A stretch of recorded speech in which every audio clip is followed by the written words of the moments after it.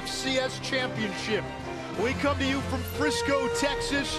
The #1 seed and two-time defending champ North Dakota State goes for a three-peat against the Towson Tigers, who are seeking their first ever FCS championship. And good afternoon, Anish Shroff alongside former first-round pick Kelly Stauffer. When we look at these two teams, they're so similar in so many ways, and in fact, the matchup on the field, a lot like the Rose Bowl matchup we saw on New Year's Day. Yeah, if you like physical throwback football, you come to the right place. Both teams will huddle, which is slightly unusual. Physical downhill run game, and defensively, both teams think that every down is the most important down of the game. This is going to be a physical affair here this afternoon. The embodiment of that physicality is Towson running back Terrence West. Quite simply, he has put up one of the greatest seasons by a running back in NCAA history. And quite simply, Terrence West is the reason that Towson is here. He runs behind his pads. He's a finisher in the red zone. He also has a quickness to bounce it outside and get big plays. But what I really like, Anish, he's a violent finisher of the football. He acts like he's offended when someone tries to tackle him. 2,400 plus yards, 41 total touchdowns, both FCS single-season records. North Dakota State quarterback Brock Jensen doesn't quite have the gaudy numbers, but he's won more games than any quarterback at this level. That's the key stat for a quarterback. Yeah, and if you're wanting to win your third national championship in a row, you need to be great at the quarterback position, and Brock Jensen has been that. The thing that I like most about this young man is when the game is on the line, he's very poised in those clutch moments. He literally plays his best football. Let's meet the third member of our team, Cara Capuano, down on the field. Guys, special teams and turnovers. Those are the two gray areas that Towson head coach Rob Ambrose predicts will win this FCS championship. North Dakota State head coach Craig Bohl agrees. He says that with two teams that are so similar on the field, the margin for victory is often very slim. One or two plays can decide a game.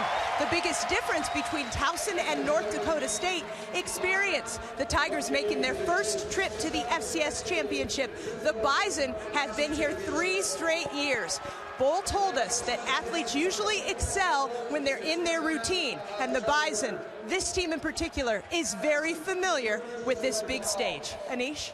Thank you, Cara. Craig Bohl, the head coach for North Dakota State, coaching his final game for the Bison. He's set to become the next head coach at Wyoming. He's taking most of his staff with him. So in a lot of ways, Kelly, this is a last hurrah sort of game for the Bison. It's really interesting. He said the most emotional part was actually senior day in the Fargo Dome a couple of weeks ago. This is kind of business as usual, but by the end of today, it's going to be a very emotional moment for that guy right there. Craig Bohl has a lot of respect for the man on the other sideline, Rob Ambrose. Ambrose, in his first 2 seasons, won just 3 games with Towson, 28-9 over the last 3 years. Won the Colonial in 2011. And this team has been battle-tested. They've been resilient in the postseason. They beat Eastern Illinois in the quarterfinals, being down 14-0 in that game. Trailed Eastern Washington by 10 with less than 6 minutes to play at the Inferno 2 weeks ago. Rallied to win with the backup quarterback Connor Frazier. By far, Towson has had the tougher road to Frisco. It's interesting because North Dakota State is the 2-time defending national champions. They've been tested kind of over time. This year, you're absolutely right. They haven't really had any close contests. Towson is battle-tested, and their run game is worthy of playing in any game, anywhere. Both teams will try to impose their will, and there is Terrence West, number 28. Towson won the toss. They chose to defer, so North Dakota State will receive to start this game. The Bison looking to join Appalachian State as the only schools to win 3 consecutive FCS championships.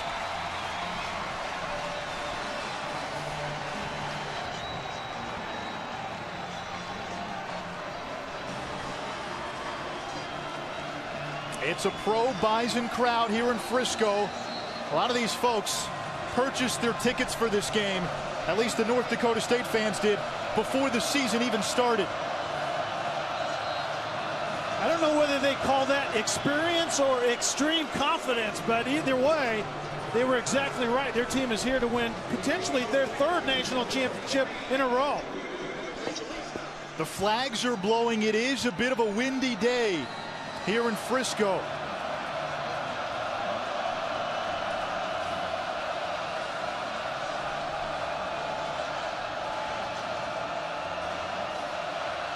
DJ Sovin to kick it off, and we are underway in the FCS championship. John Crockett lets it bounce out of the end zone. North Dakota State gets it at its own 25-yard line, and there is Brock Jensen, number 16, the winningest quarterback in FCS history. He's won 2 straight championships and was the MVP of the FCS championship game a year ago. And you really can't get more seasoned and tested as Brock Jensen is. 2 national championships, got beat in a heartbreaking quarterfinal game his freshman year, so they're very, very good at that position.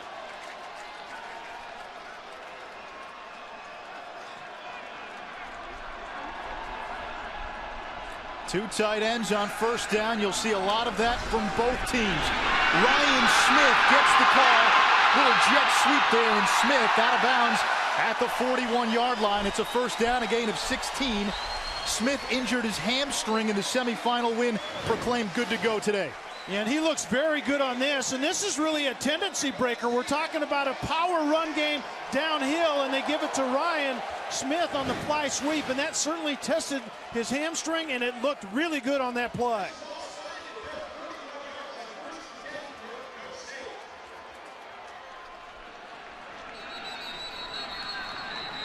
And now we've got our first flag of the game. He was covered up. False start. Offense number 46 lined up in the neutral zone. 5 yards. Still first down. That's Andrew Bonnet, the backup fullback. Jeff Flanagan, our referee, part of a Big South officiating crew. North Dakota State comes in with 23 straight wins. This is a team that opened the season with a win against Kansas State, who at the time was the defending Big 12 champ.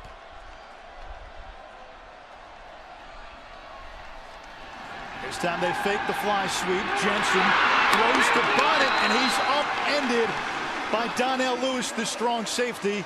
It's a gain of 3. Donnell Lewis does a very good job coming up from his strong safety position and making a very good tackle. That's what head coach Ambrose told us last night when we talked with him, is they have to do a much better job of tackling today than they did a couple of weeks ago against Eastern Washington. Towson without one of its starting corners, Jordan Love, the Georgia transfer, a first-team all-conference selection, suspended for this game. It's an NCAA suspension. First carry of the game for Sam Ojuri, who's run for 1,000 yards in 3 straight seasons, and he's driven back Drew Sharipko and Lewis on the tackle, and it's 3rd and long for North Dakota State.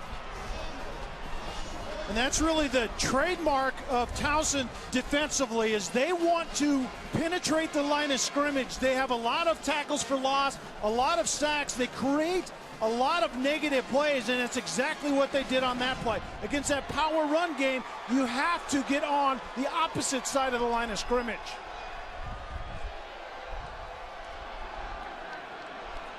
North Dakota State tops in the nation in 3rd down conversions. 56%. Jensen on 3rd and long has a receiver open, and it's ruled incomplete. Kerry Woods, the target, could not come down with it. 4th down. Towson is playing a single high safety, and it left man-to-man on the outside. Very well thrown, but Kerry Woods just doesn't collect the ball initially. He bats it around. They really doesn't have possession, and they're exactly right. That was tremendously well called on the field. Woods, a redshirt freshman from Bemidji, Minnesota, and that's a ball he's got to catch. Ben LeCompte on to punt it away for North Dakota State. Brian Dowling lets it bounce, and the Bison able to down it inside the 10-yard line. When we come back, we get our first look at the Towson offense and their record-setting running back.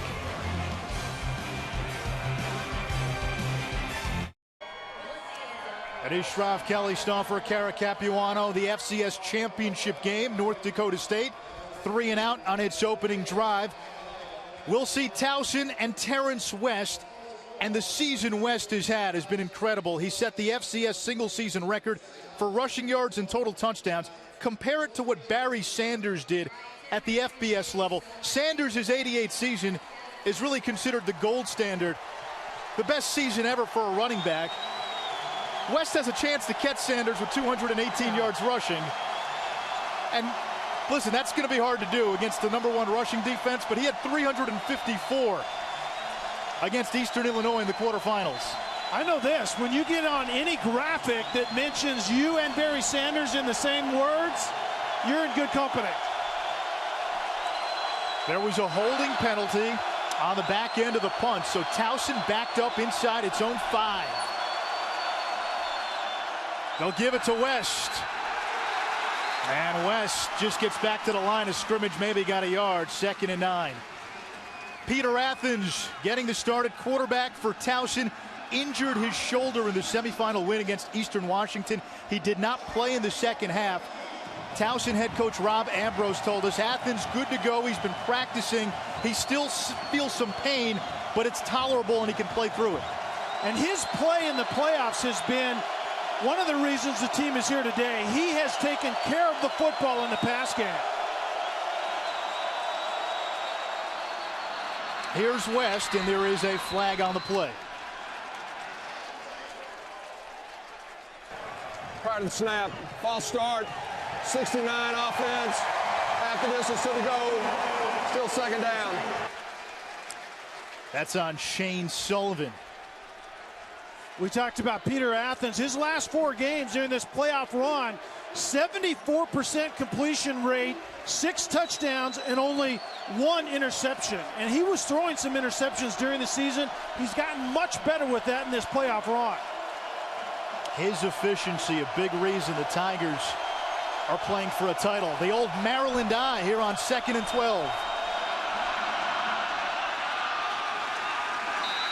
And West gets across the 5-yard line, picks up 4. Let's see how both teams are planning for success. That's brought to you by Northwestern Mutual. Well, since they're somewhat mirror images of one another, they want to dominate the line of scrimmage, offensively and defensively. The turnover battle is going to be key. Towson tends to put the ball on the ground when they're carrying it. Red zones, you don't settle for field goals. You need to finish with touchdowns. Towson on 3rd downs this season, 3rd nationally, 50%.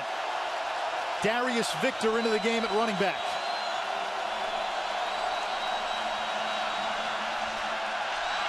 Athens' pass caught by Derek Joseph. And he moves the chains for the Tigers, a gain of 11. Very well thrown. You can see Joseph just coming inside and sitting down in that window.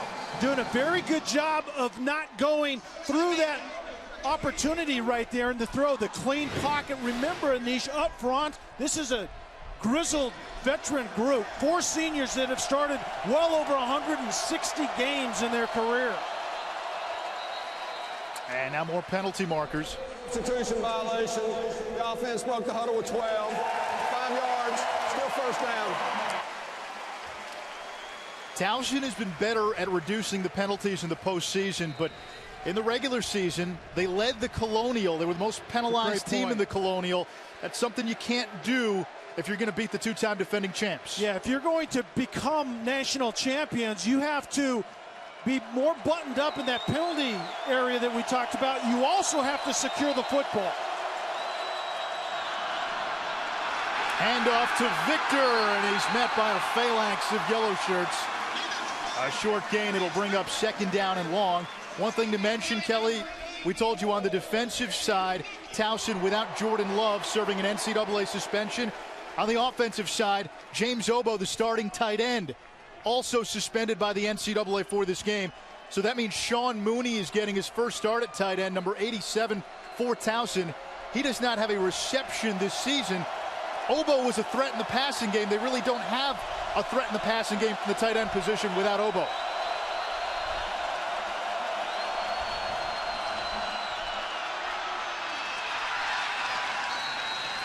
That's Victor lowering his shoulders, and he gets to the 20-yard line. It'll bring up third down. Terrence West still on the sideline.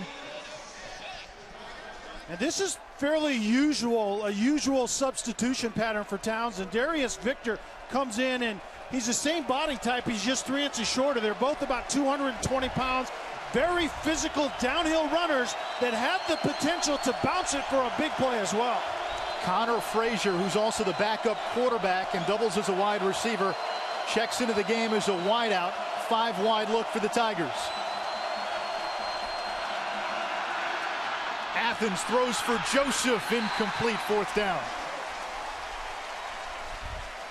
Well, Joseph was inside from that slot position, runs the corner, matched up man-to-man on linebacker Travis Back. Exactly what Peter Athens wanted at the quarterback position, and that ball was affected by the wind. The wind is coming out of on your screen from right to left, and the wind drove that football into the ground. Jake Ryder on to punt it away. This is an area where North Dakota State has an advantage, a decisive one in this game. Special teams. You saw Ben LeCompte able to flip the field after the Bison went 3 and out. Jake Ryder now on to punt it away for the Tigers. He just gets it off. Ryan Smith from his own 36. And Smith taken down at the 45-yard line. So good starting field position for the Bison on their second drive. A 44-yard punt, a 10-yard return.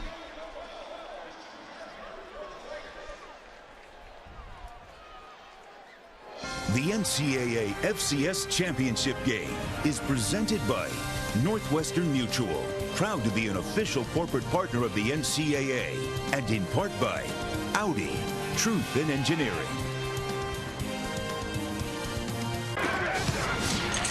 You're watching the NCAA FCS Championship presented by Northwestern Mutual. ESPN celebrating 25 years of covering the FCS Championship.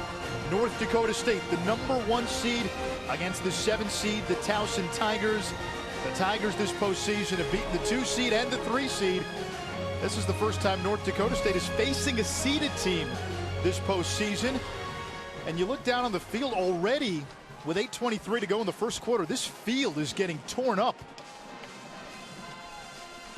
And really, it seems to be the middle of the field, and these teams aren't spread teams that are going to throw it all over the place, but they do like to take the running game downhill and then bounce it to the outside. I think that's going to be difficult. The footing where you have to plant your foot and try to get laterally to get more yards. I think that's where it's going to come into play. I mean, look at that turf is just being torn up. You can see right there, it's very soft, kind of a sandy base. Not very good footing at all. For 2 teams, as you mentioned, that like to run the ball, all of a sudden the field has become a variable. John Crockett in the game at running back, coming off a career-high 195 yards rushing in the semifinal win against New Hampshire. Here is Crockett, up the gut, breaks free. John Crockett finally tripped up as he gets inside the 25-yard line, down to the 21, a gain of 33. Well, this is the downside of pressing the line of scrimmage. Look at the green grass right there, because they want to get extra defenders in the box. If you don't make the play at the line of scrimmage, there isn't a safety there to make a tackle. You want to crowd the box and get extra hats in there, but you better make sure you make the tackle in those first couple of yards, or it's going to give up a big one. Touchdown saving tackle by Julian Kelly Lee. Smith flashes in motion. 3-step drop. Jensen finds Ryan Smith on the flat. And Smith stood up along that far sideline. He's going to be just shy of a first down. It's a gain of 9. And Anish, that's what you're going to see out of North Dakota State. It's a power run game. They establish that, and then it's this really methodical play-action passing game out of that. Is somewhat of a maintenance type of a pass game, but also they'll play action and try to get vertical on you as well.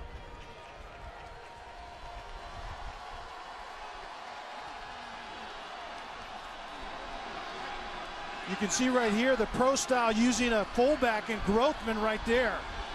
Grothman, the All-American fullback, paving the way. And that's Crockett. who takes it to the 11-yard line. It's a gain of 7.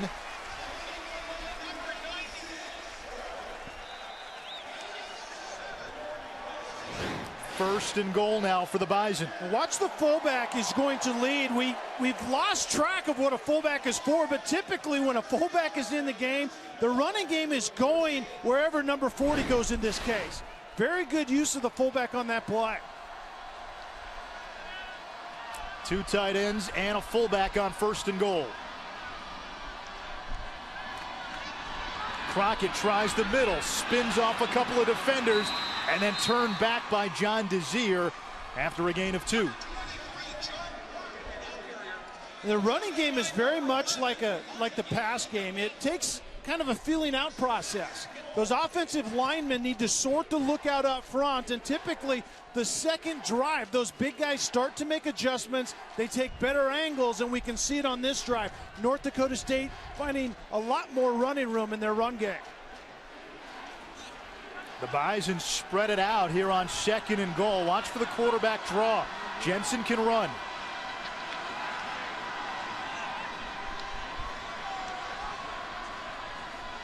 And Jensen will run. He just gets back to the line of scrimmage, but there is a flag.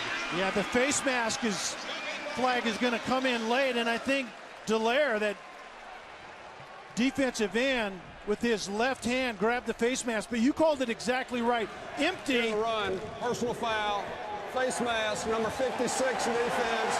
Penalty's half the distance to the goal from the end of the run. He carries an automatic first down.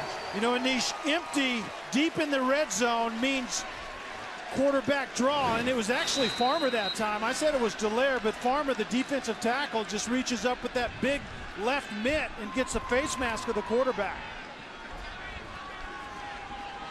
So the Bison have a first and goal inside the 3. Jumbo set.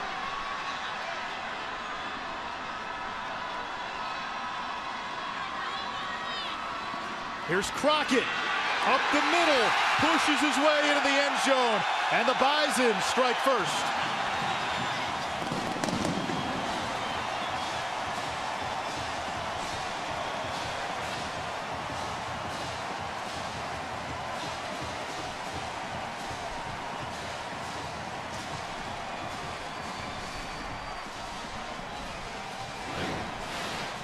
This is all about mass right here. We'll see if Crockett gets in. I don't know how we're going to be able to see anything on any video replay in that massive humanity, but 2 fullbacks, 2 tight ends, and it's just a matter of getting more poundage at the point of attack than the defense has the ability to get there. It was a touchdown. The previous play is under further review.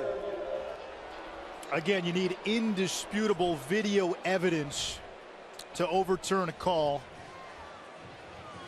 If the play stands, it would be John Crockett's 11th rushing touchdown of the season. And where's the ball when he goes down? The knee is down there. Is that indisputable? Can you tell if the ball was over the goal, the plane of the goal line? Another thing you have to factor in is that camera looks like it's right on the goal line, but we can't really see anything. That other angle wasn't exactly on the goal line, and that's right. The standard is the indisputable video evidence, and I'm not so sure we saw anything that's going to overturn it. Typically, we'll hear it's going to let the play stand as called because they don't have video evidence one direction or the other. If you watched the Orange Bowl game last night, play down near the goal line, and the official up in the booth essentially said it's got to pop out at you. It's got to jump out at you to overturn the call. Ruling on the field stands. There's a touchdown. Yeah, that was an interesting thing. I heard that as well in the game last night, and it has to jump out at you. If there isn't anything that really catches my attention, typically the play is just going to stand as called. So it's a touchdown for Crockett and the 2-time defending champs with a 6-0 lead. Point after by Adam Keller is good. 5 plays, 54 yards in 2 minutes and 49 seconds, punctuated by the Crockett TD.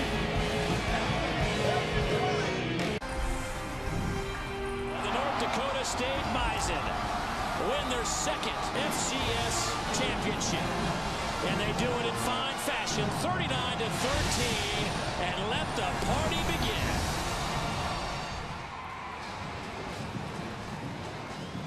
A John Crockett touchdown has given North Dakota State a 7-0 lead on Towson here at Toyota Stadium, the home of FC Dallas of Major League Soccer.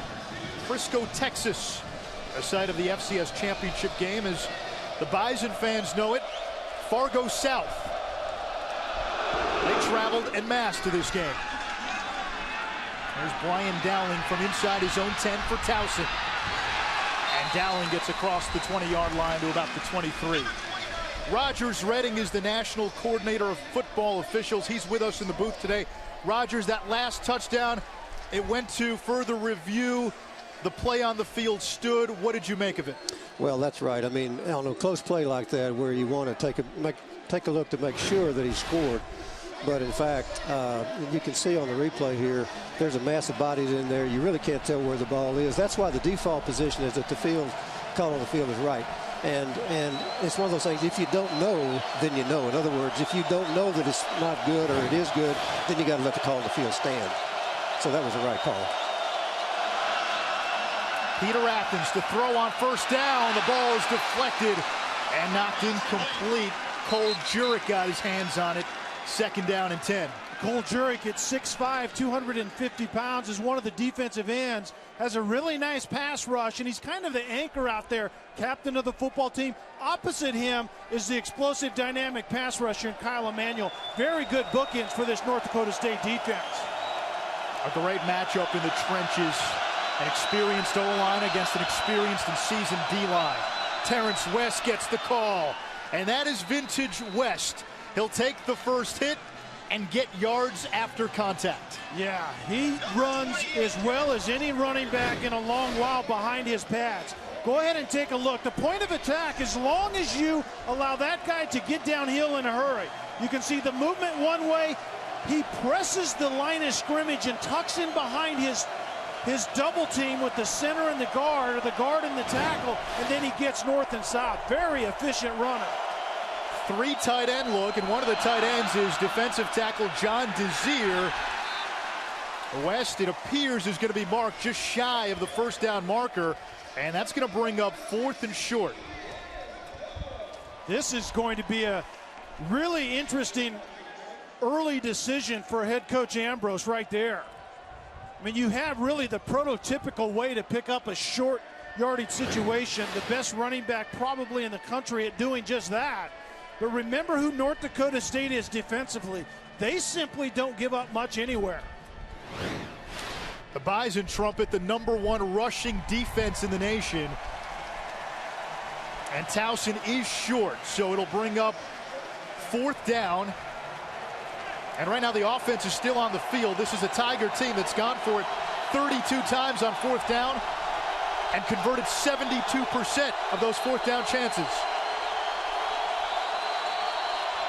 Athens will try to sneak it, and he gets the push from that seasoned O-line we talked about for the first down. And that's the other thing about this run game. We can talk a lot about Terrence West, and he deserves every word of it, but a veteran offensive line, 4 seniors and a freshman, and the continuity up front on the offensive line is king up there. Second to probably only the quarterback position, and they're as seasoned as you can get up front. Left tackle Eric Pike is an All-American.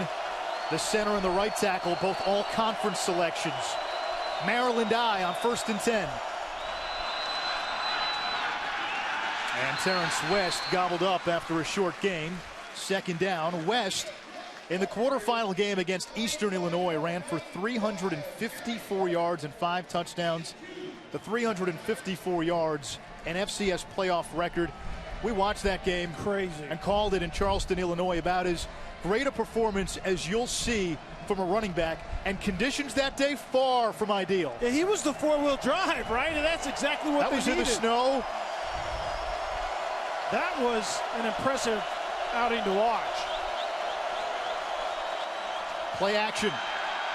Athens out of the backfield. He's got his fullback, Emmanuel Holder, across the 45, and a first down for Holder, who had a touchdown catch in the win against Eastern Washington. And now a penalty marker.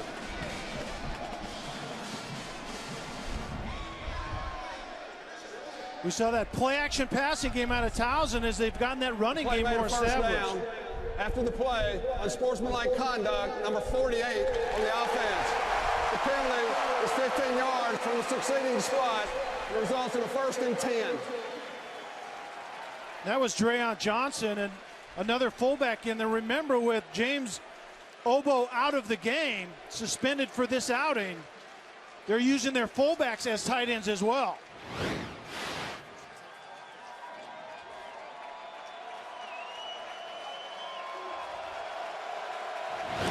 Right in front of the official. And another penalty.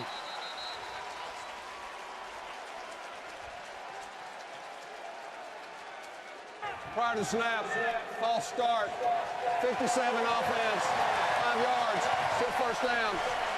And Anish, Towson is not a team that can get behind schedule. They have to stay on schedule in order to get the most out of that run game. 6 penalties already for the Tigers. And while this is technically a neutral site game, Not you look so around, much. it's mostly North Dakota State fans. But this Towson team, Road Warriors, 9-0 on the road this season, 12 straight road wins overall. Athens will try to run for it across the 30, using the stiff arm, and then finally thrown out of bounds after a gain of 4. Remember, Athens suffered a shoulder injury, sprained the AC joint in his right shoulder in the semifinal win against Eastern Washington. Nathan is very good in the pocket, but look at that footing. When he bounces and tries to plant his right foot and get outside, it was tenuous at best. He got the most out of that, but that's where you see it. Between the hashes, this field is absolutely getting torn up. Between that, excuse me, I'll show it next time, but between here and here, the footing is not very good. Athens throws, caught by Dowling, who's coming off a solid game in the semifinal, 88 yards receiving against Eastern Washington. Let's go down to Kara. Guys, I talked to Nick Schaefer, the Vice President of Field Operations here at Toyota Stadium. They laid some sod in mid-November in preparation for the game, but at the end of November, the area had an ice storm. As a result, the roots really couldn't take hold for the grass.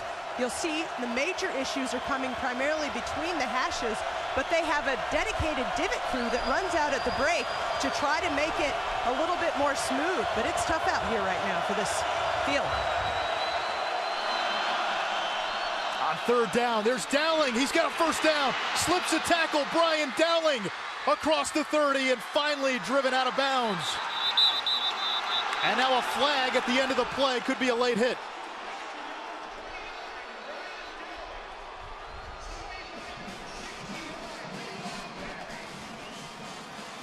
Well, as Towson's driving the football, North Dakota State wants to try to create a negative play, and so they actually brought the corner off of that side, and Peter Athens reads it extremely well and gets the ball out quickly. The player was out of bounds. Personal foul, unnecessary roughness, number 69 defense. The penalty is half the distance to the goal. 1st down. The corner comes off the slot, and Peter Athens gets the ball out, and everybody thought that he was out of bounds, and Dowling continues up the field. That's very tough for a defender to lay up on that. You don't know whether he was called out of bounds or not. You don't hear the whistle down on the field. Peter Athens split wide. Connor Frazier into the game at quarterback. Frazier running left side and tripped up as he gets across the 10. It was Frazier who scored the game-winning touchdown against Eastern Washington with 17 seconds to go and played the entire second half at quarterback when Athens got hurt. Let's take a look at that throw to Dowling a little bit earlier. You're going to get a corner blitz right there, and this defender is late getting over to help. A very good job of recognizing it by the quarterback, throwing it accurately, and giving Brian Dowling room to get up the field. Very good recognition by Towson on that play.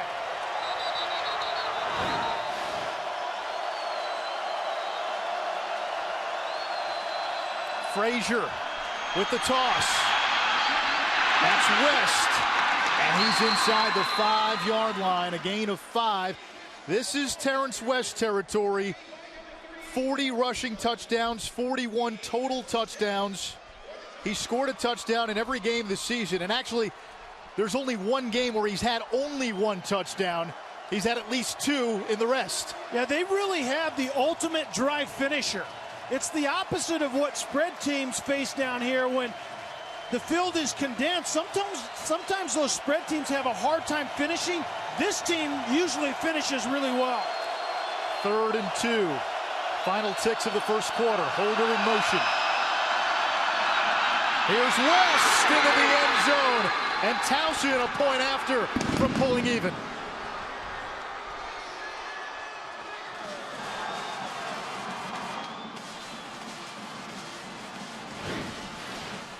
Well, this is all about power football. Lead with the big offensive lineman, Anthony Davis, the fullback, and then number 28 runs behind his pads. Carlton Littlejohn came up and put the wood to him, but you better wrap up, and you also better be committed when you try to tackle number 28 right there. West has that uncanny ability of being his own blocker quite often. No doubt. The point after is good. We've played a quarter here in Frisco in the FCS Championship. Towson and North Dakota State even at 7.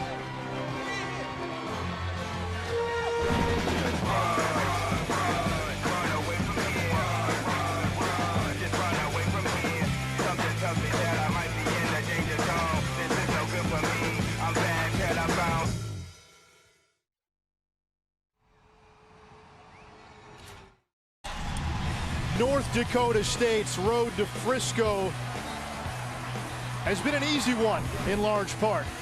In their 3 playoff games, the Bison have outscored all their opponents by at least 31 points. For Towson, different story.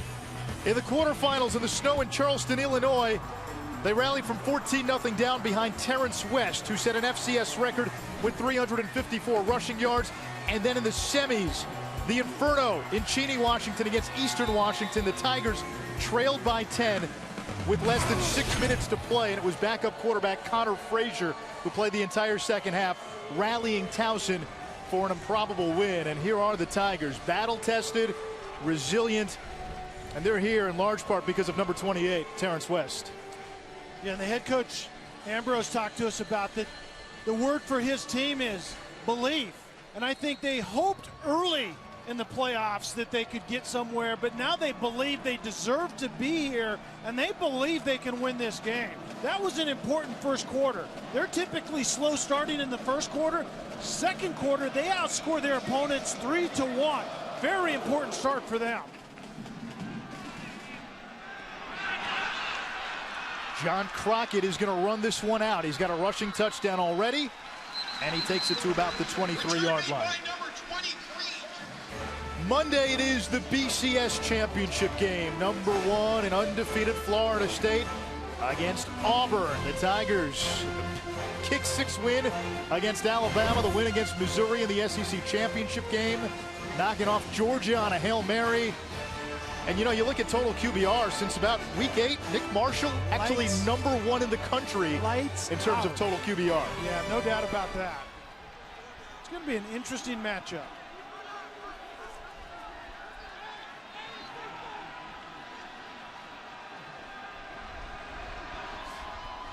Sam Ojuri gets the call on first down, and he picks up a couple to the 25-yard line. It'll bring up 2nd down and 8. You know, Anish, the second quarter typically is the quarter of adjustments, and we saw the offenses look much better on their second drives as opposed to their first drives. The offensive run game is very much like the passing game. The more a quarterback and receivers see coverage, the better they adapt to it. Same thing on the offensive line of scrimmage. The more they see the front 7, those guys get lathered up front, you get more out of your run game.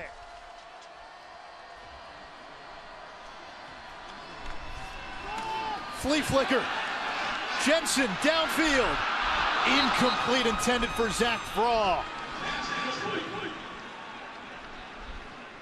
That was one of those get-you plays, and they didn't get anyone. Watch, 1, 2, 3 guys very disciplined on the back end. You see the flea flicker. It's a one-man route, maximum protection, and in the end, that one man is triple cover. Very good discipline on the back end. Jensen did throw an interception early in the game against New Hampshire that was returned by a touchdown. Bison trailed briefly in that game before rattling off 52 unanswered. Jensen dumps it down low to Ojuri, who makes the catch inside the 30-yard line, well short of the first down. So fourth down coming up, and a good hold by this Towson defense.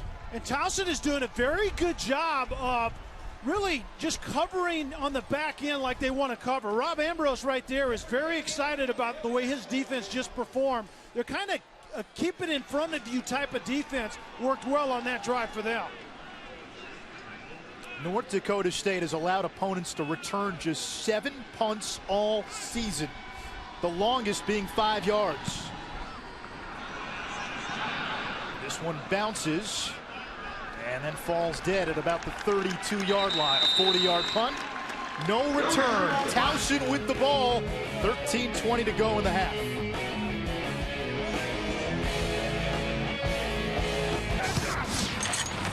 You're watching the NCAA FCS Championship presented by Northwestern Mutual. ESPN celebrating 25 years of covering the FCS Championship. Towson and North Dakota State tied at 7. Towson head coach Rob Ambrose had a great quote earlier during the week. He referred to North Dakota State as the Ivan Drago of FCS football. He said they're perfect. He said their program is perfect. You can't find any holes. And I think the subliminal message there is that his Towson team is Rocky, because Rocky took down Drago. He better hope Towson is not Apollo Creed. It didn't end so well for Apollo in Rocky IV. Here's Terrence West. And West stopped back at the line of scrimmage. Good job by that North Dakota State defensive line.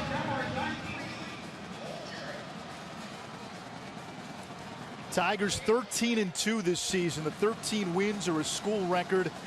Opened the year with an impressive win against an FBS school in UConn in the championship game for the first time, and Terrence West has been outstanding. West nearly fumbled, still able to recover, and then gain about another 2-3 yards after that. It'll bring up third down. The other impressive thing about Towson is this is their 10th road game.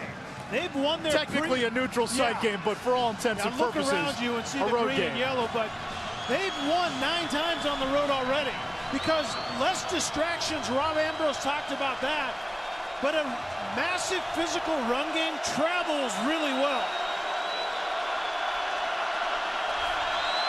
Tigers 3 of 5 on third down. Movement up front on that left side of the line. Ball start. 71 offense, 5 yards, still third down. A rare mistake by the All-American left tackle Eric Pike.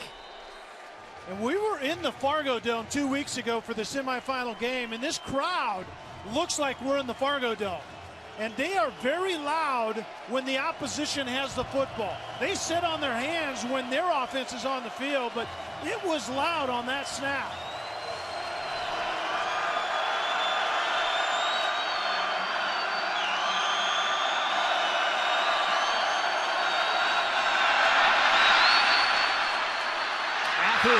Throws across his body, nearly picked off. Dangerous throw in the direction of North Dakota State's All-American cornerback Marcus Williams. Peter Athens got tagged on that play as well. You talked about it.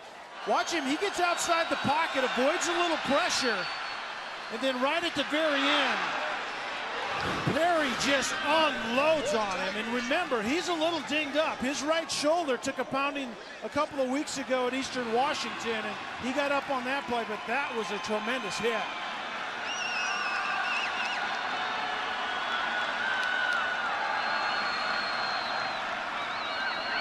Ryan Smith, the deep man for North Dakota State. Now watch this one bounce. And it goes out of bounds. That's a 49-yard punt. Good punt by Towson. North Dakota State gets it back. 11:28 to go, first half.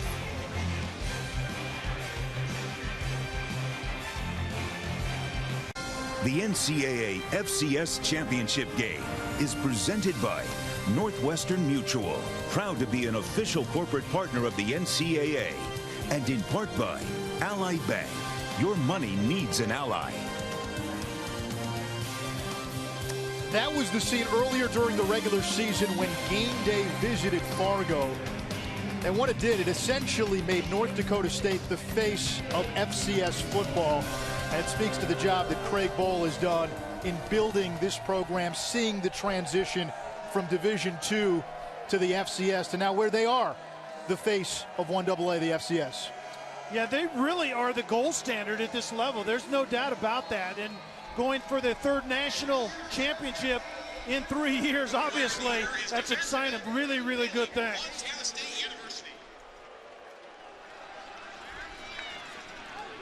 Play action on first down. Jensen completes underneath. That's John Crockett. Makes the man miss. And Crockett tackled at the 29-yard line. A game of 8. It's almost 1,100 miles from Fargo, North Dakota to Frisco, Texas. What you're seeing there is the Bison Tracker. A lot of the North Dakota State fans have an app. They use it to light up their phone when it's dark before the Bison come out on the field at the Fargo Dome for home games. But there's also a GPS sync. You can check in and it lets other fans know where the Bison herd is congregated, and as you saw with that graph, they were migrating southward. False start, 85 offense, 5 yards, still second down. The red areas there are airports, so the Bison Tracker was tracking the movement of the herd south about 1,100 miles. Minneapolis, that's that red spot kind of to the right of your screen, right? Yeah. DFW on the bottom. Yeah. That's not a hurricane. No. They finally arrived at this game.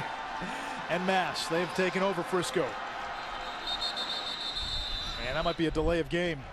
Delay of game, offense, 5 yards, still second down. Let's check in with Kara.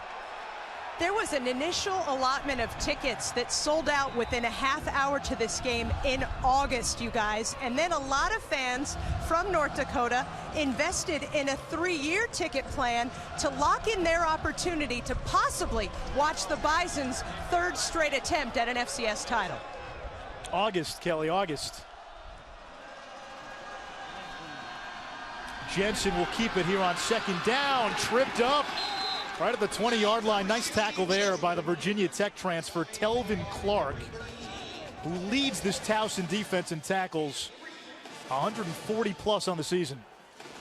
Yeah, Telvin Clark on one side, and in the middle, Monte Gaddis as well, and they have well over 200 tackles between them. And Towson does a very good job of occupying defenders on the line of scrimmage and freeing up their linebackers to run free. You saw it on that play.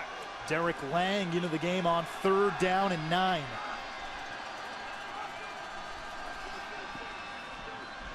Jensen with time, throws too high, incomplete, intended target Trevor Gebhardt, and it's 4th down. So North Dakota State 0 for 3 now on 3rd downs. They came in leading the country, converting 56% of their 3rd down chances. And they really got off schedule because of the 2 penalties. And then Towson does a very good job defensively. What they do is they kind of play a catch defense. They keep the ball in front of them, read routes, and then break on the football. They are very, very efficient at playing coverage on the back end that way. Chance for Towson to get some good field position here. Dowling's going to try to return this one. Only the 8th punt returned against North Dakota State. And a solid return by Dowling, who brings it near midfield. Towson has it at its own 49-yard line. Sunday on ESPN, Arkansas State, Ball State, the Go Daddy Bowl. It comes your way at 9 Eastern. Bowl season winding down as we get ready for Monday's game between Florida State and Auburn in the BCS championship game. And Arkansas State's had a pretty good track record of coaches. Gus Malzahn, Brian Harsin now the head coach at Boise State. Terrence West plows forward into Bison territory. Give him 4, 2nd and 6. North Dakota State runs a 4-3 defense, and they have a nose tackle and a 3 technique inside at their defensive tackle positions that really have to do a good job of not only securing that first level, but when the ball bounces outside, those 2 guys really have to turn and chase the ball as well. Play action. Athens is caught by the true freshman Andre Dessenberg, and that's good for a Towson first down. And Anish, when you run it well, you obviously can then go to play action passing, and it's not just effective down the field, but play action passing typically translates into really good pass protection as well, because defenders are stepping up to run and then rallying out of there to the pass coverage. Very well protected that time. Both tailbacks into the game, West and Darius Victor, the freshman. That's West in motion.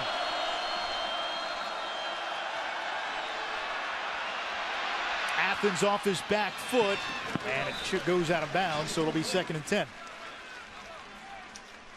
Brian Schatz, number 61, got the late pressure on Peter Athens and actually kept Athens in the pocket. Athens is very good at diagnosing pressure and then subtly moving out of the pocket and being effective outside there. Athens off to a relatively slow start in the pass game, 5 of 9 for 75 yards. Remember, he's coming off that shoulder injury. I didn't see any ill effects, but that's not a very good start. Play clock winding down.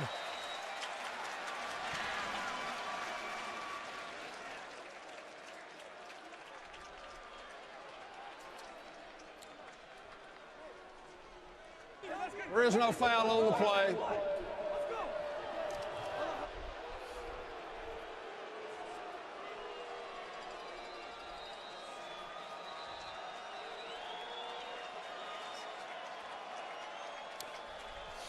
To me, Please reset the game clock to 7:44, please. 7:44.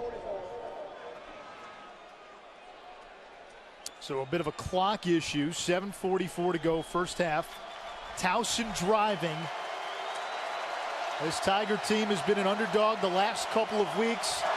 Please reset the game clock to 7:44, please. And when we talked to Coach Rob Ambrose last night, they relish the role of us against the world, if you will. It has worked really well for them. You're exactly right.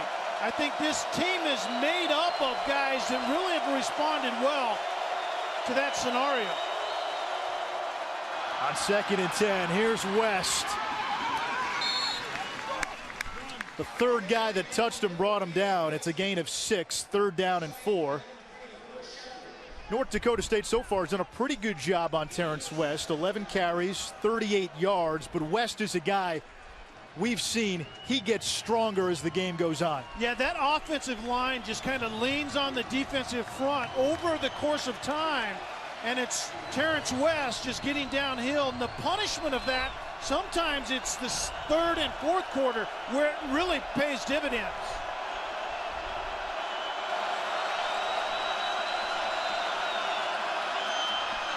Here's West, and he picks up a first down for Towson. Again, that ability to take the initial hit and keep moving forward. Yeah, yards after contact is certainly one of the characteristics that separates really good to great running backs from the rest of them. And he gets behind his pads, and he's so efficient at finding the softness initially, Anish, at the point of attack. He gets the most out of pretty much every run. Look at time of possession. A lot of times, it's really not an important stat. Both these teams value it greatly.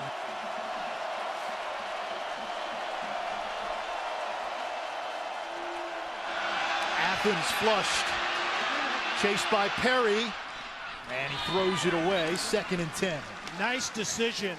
They were wanting to get out to the quick passing game to the left, and North Dakota State rolled coverage to that side and pressed them at the line of scrimmage. Nothing was there. Throw the ball away. That was a very good decision by Athens. Ryan Drevlo, rather, on the quarterback hurry. It's a Towson offensive line that's one of the best in the nation. 4 seniors, 3 all-conference linemen.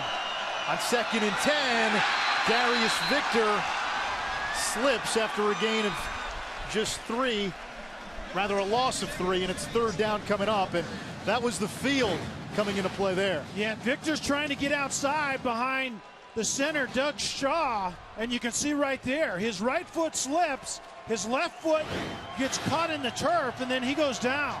And look at that. It's going from bad to worse as we speak. The crew here during the commercial breaks, stoppages in play, trying to patch this field up as best they can. 4-man rush. Athens on the run. And that's caught underneath by Connor Frazier. Well short of the 1st down marker. So 4th down coming up. Towson really does not have a reliable kicking game. Drew Evangelista and DJ Sovin handle the field goals. Evangelista just 5 of 12 on the season, but this is going to be Sovin to attempt a 41-yarder. He usually attempts the longer field goals.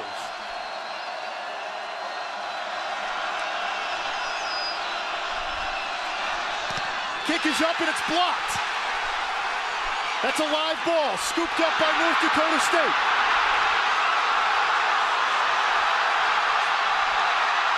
Kyle Emanuel takes it all the way down to the 5-yard line.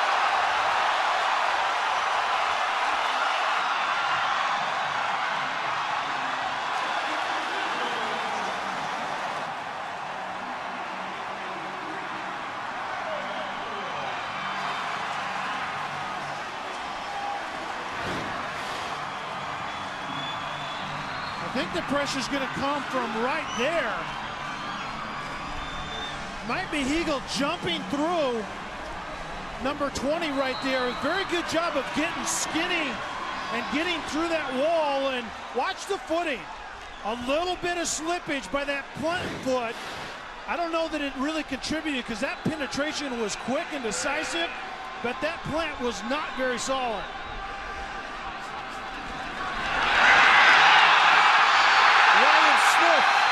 Touchdown, Bison.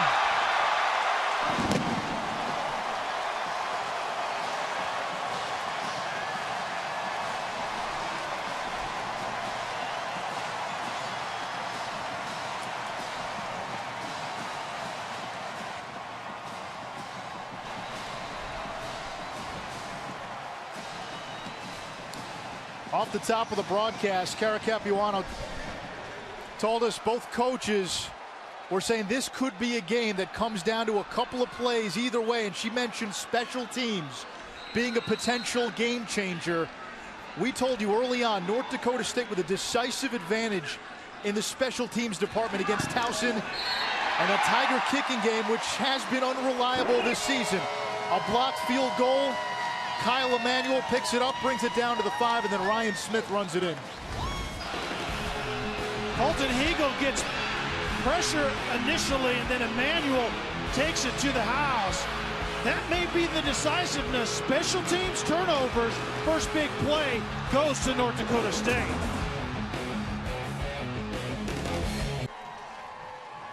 For a full recap of all fall football championships, visit ncaa.com.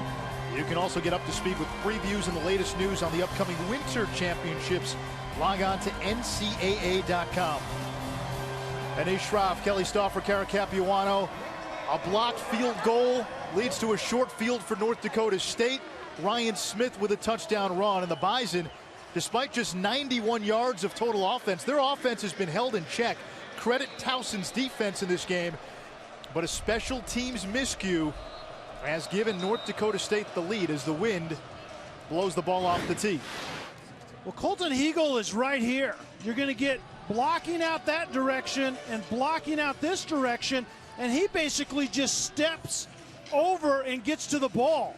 Wasn't very well communicated up front. To some extent, North Dakota State was overloaded to that side. Very well designed, and they certainly finished the play well. Derek Joseph and Brian Dowling deep for Towson. This one bounces. It's picked up by Joseph. He's returned 2 kicks for his score this season and tackled at the 26-yard line. Let's go to the studio. We check in with Chris Cotter. Anish, coming up at the half, Trevor Maddich will join me. We'll give you a peek at the BBVA Compass Bowl, currently going on right now over on ESPN, Vandy and Houston. Also, coaching carousels, coaches on the move in both the NFL and in college football.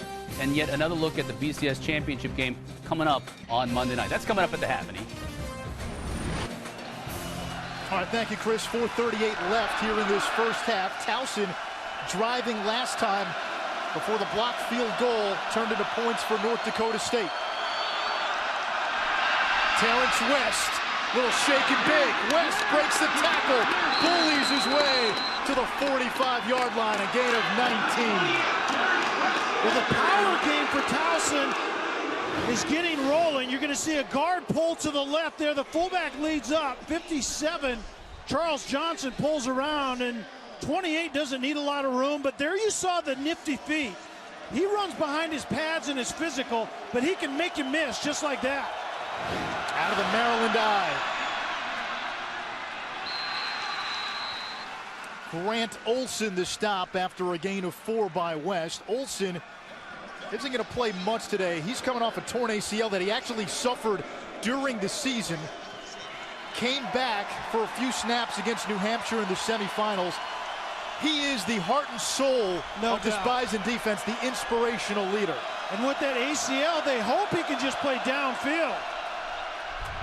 That's Darius Victor. And Victor with a gain of 5, close to a first down. Tackled again by Olson. Victor was the freshman of the year in the Colonial. And Olson from that middle linebacker position, defensive coordinator Chris Kleiman said that they hope they can just get some downhill snaps out of him. When you can defend the downhill power game in the tackle box, typically the ACL is not an issue. It's when you have to plant and get side to side that it comes into play.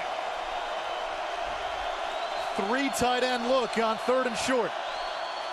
Here's Victor. And I think he may have got it with the second effort. He did.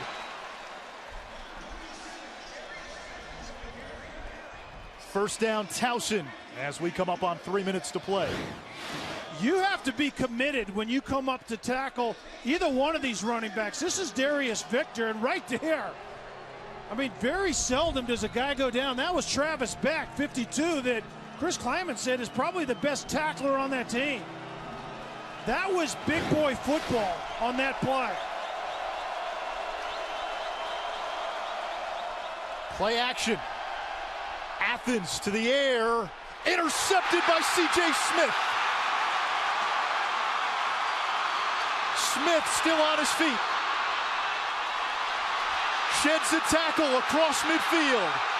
And Smith finally dropped inside the 45-yard line of Towson. A 32-yard return.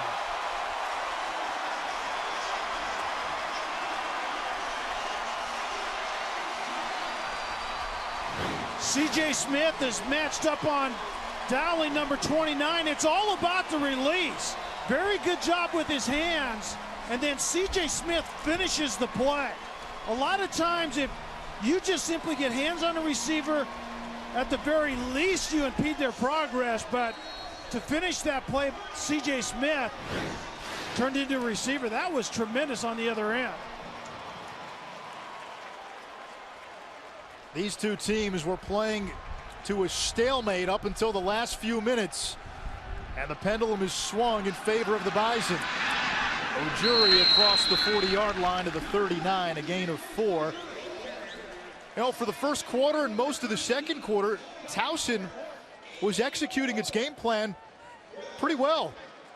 Converting third downs, moving the ball, keeping North Dakota State off the field, and that's all turned in the last 3-4 minutes. You're exactly right. And head coach Rob Ambrose told us that the separation could be special teams and turnovers, and that's exactly what we've seen on the last couple of plays.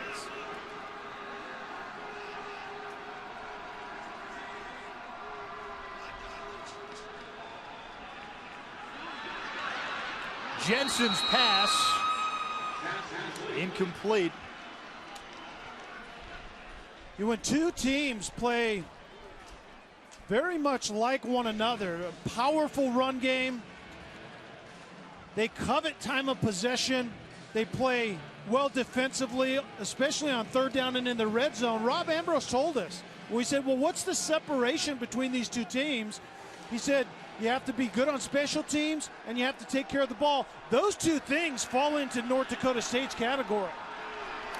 The Bison have yet to convert on third down, despite being number one in the FCS in that category. They're going to get one here. That's the tight end, Kevin Vodlin, a gain of 9, and it momentarily stops the clock with 1:44 to go.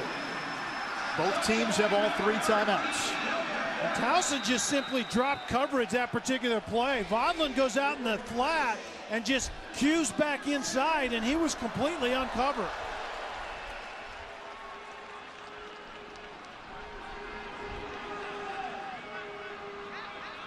Ty Smith creeping toward the defensive line. Could be a corner blitz here. Watch 24. It is a corner blitz. Jensen gets rid of it. Little screen. Ojuri spins away. And he's inside the 20-yard line to about the 17, and a timeout by North Dakota State with 1:10 to go. A gain of 18 by Sam Ojuri. The Bison threatening late in the first half. North Dakota State, first shot. It's been an evenly played game, or at least it was for most of the first half, but in the last few minutes, the momentum is swung. North Dakota State used a blocked field goal. That set up a touchdown run from Ryan Smith, and now the Bison driving after a C.J. Smith interception in the red zone. First down and 10.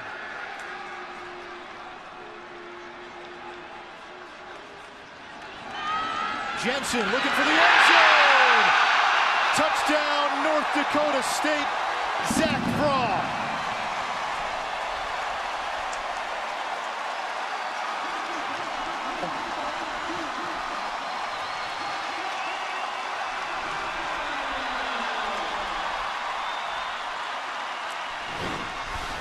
The play-action pass in the backfield invites the inside coverage up, and then Vraw does a very good job of beating Ty Smith inside and getting over top of that linebacker, and then the accurately thrown pass by Brock Jensen. Vraw's 15th touchdown reception of the season. That's a school record. I was just about to mention, we hadn't been calling Zach Vraw's name, hadn't been targeted a lot. He's their top receiver. And he makes his presence felt with 1:05 to go in the first half. So 14 unanswered by North Dakota State. The Bison with a 2-score lead.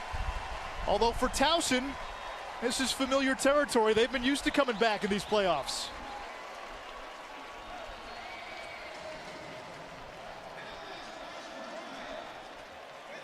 This was all set up by C.J. Smith, making a great play, not allowing Dowling to get off the line of scrimmage, but then the finish, the ball skill at the end. That was a tremendous play, and it leads to the touchdown. The play-action pass in the backfield. Vraw runs a slant route inside, beats the underneath coverage, which was actually Ryan Delaire, the rush guy for Towson, and then the over-the-top coverage. Very well designed, but you're exactly right. This game turned really on the couple of things that we thought may make a difference. Special teams, the blocked field goal, and then the turnovers. Towson quarterback Peter Athens has been so good protecting the ball this postseason. Hadn't thrown an interception. He had lost 1 fumble, but no interceptions in the postseason. After that was a bit of an issue during the regular season, and the one he throws in the title game here in the first half leads directly to a Bison score.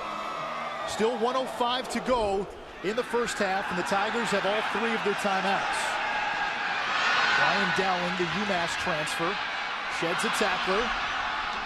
And he brings it out to about the 34-yard line, a 22-yard return. A lot of ways to watch Monday's BCS championship game. We call it BCS MegaCast. You can watch the game on ESPN, Monday, 8 p.m. Eastern. ESPN2 will have BCS Title Talk. Our analysts will break down the game with celebrity guests. On ESPN News, BCS Film Room, and then ESPN Classic. You can hear the sideline sounds of the game.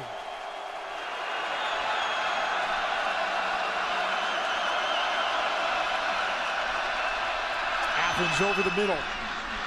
That's Dessenberg. And he's down at the 41-yard line, a gain of 7 yards. Clock still running. Tigers have all 3 of their timeouts.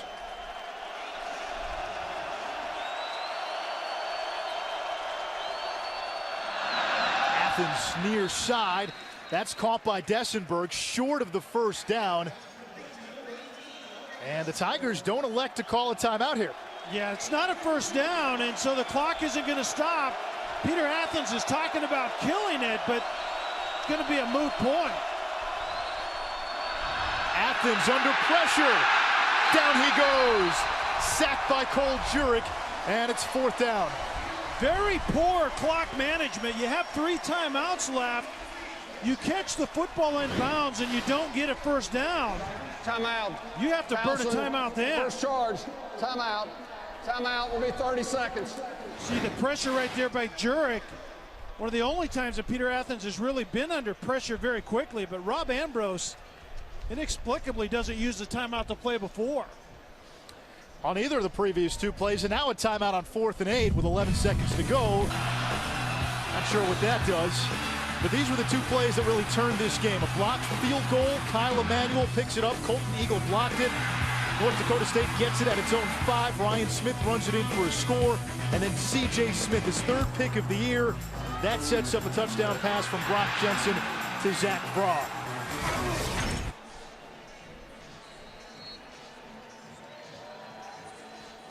And in the punting game, too, against Eastern Washington, there was a shank punt. So, you know, in that last situation, I'm not sure if the smart play was maybe just letting clock run out and going into halftime. I totally agree. Why call timeout and punt the football?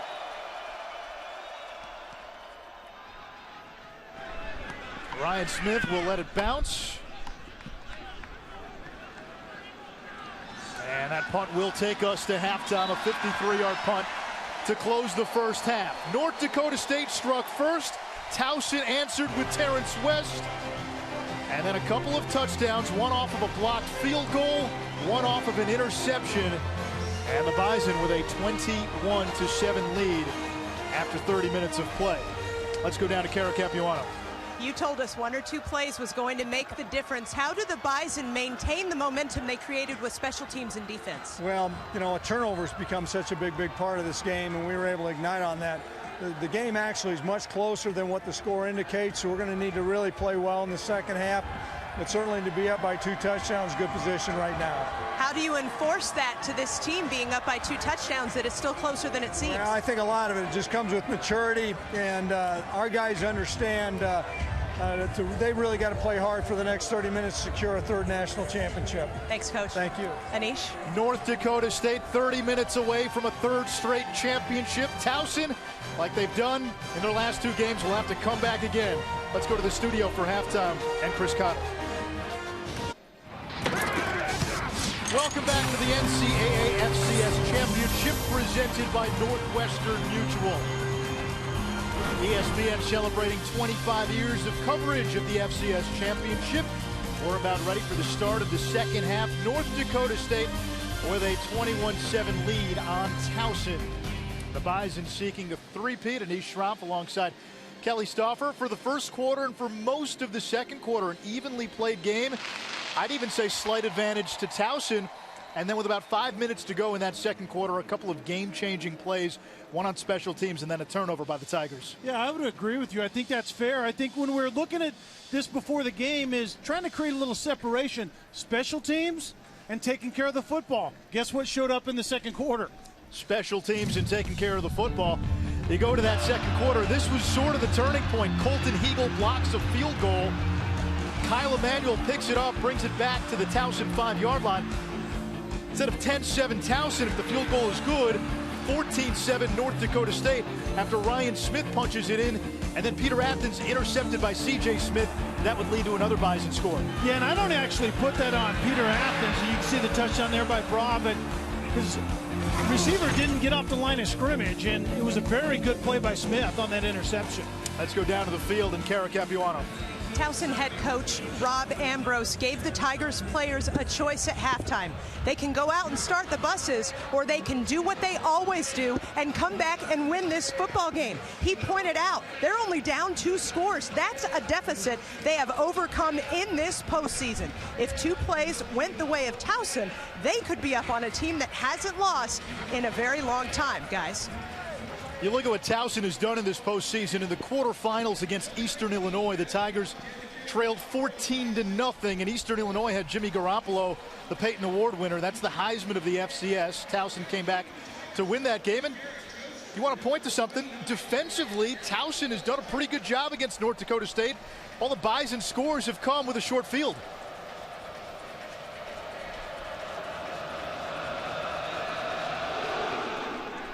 Towson to receive to start the second half. And the Bison kicking with the win, so North Dakota State will start from its, Towson will start from its own 25-yard line. Towson's defense has actually played pretty well. North Dakota State hasn't had the football very long because they didn't need to have it. They've had really good field position when they scored the football. The 3 times they did not score the football, they actually had more yards to cover, and it's the game that we really expected. The defenses right now have actually played pretty well. Peter Athens, 8 of 14, 90 yards, and an interception in the first half for Towson. Athens hands it off to Terrence West. He's got a hole, and West takes it across the 40-yard line. It's a gain of 18, and West up to 84 yards rushing in this contest. And Sam Evans, the freshman up front with those wily veterans, pulls and gets out front. And then 28 West just gets downhill. And that's the power running game, or sometimes they call it a G game, where it's just the guard pulling as opposed to 2 pullers like it was on that play.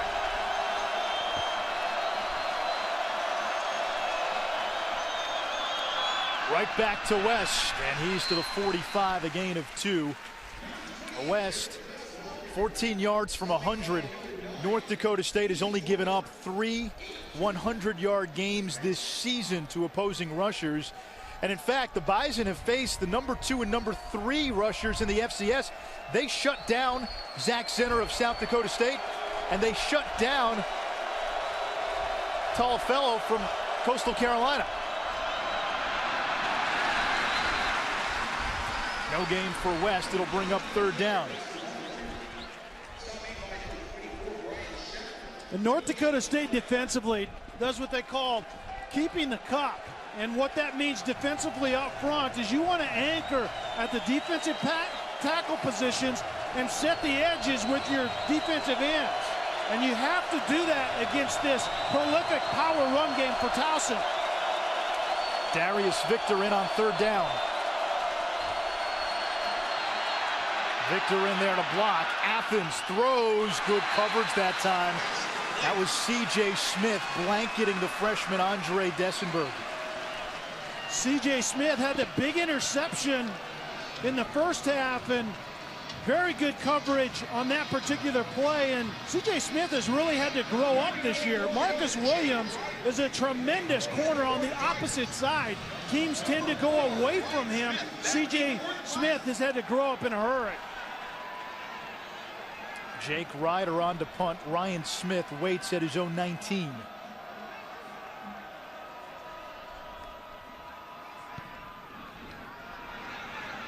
Smith lets it bounce.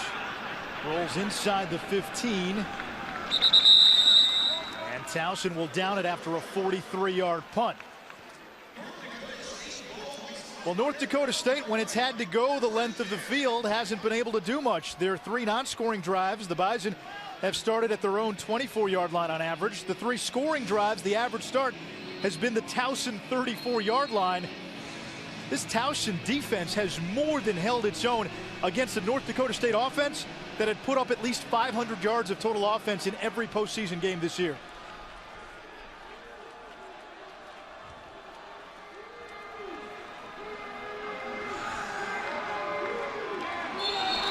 And movement up front as flags fly.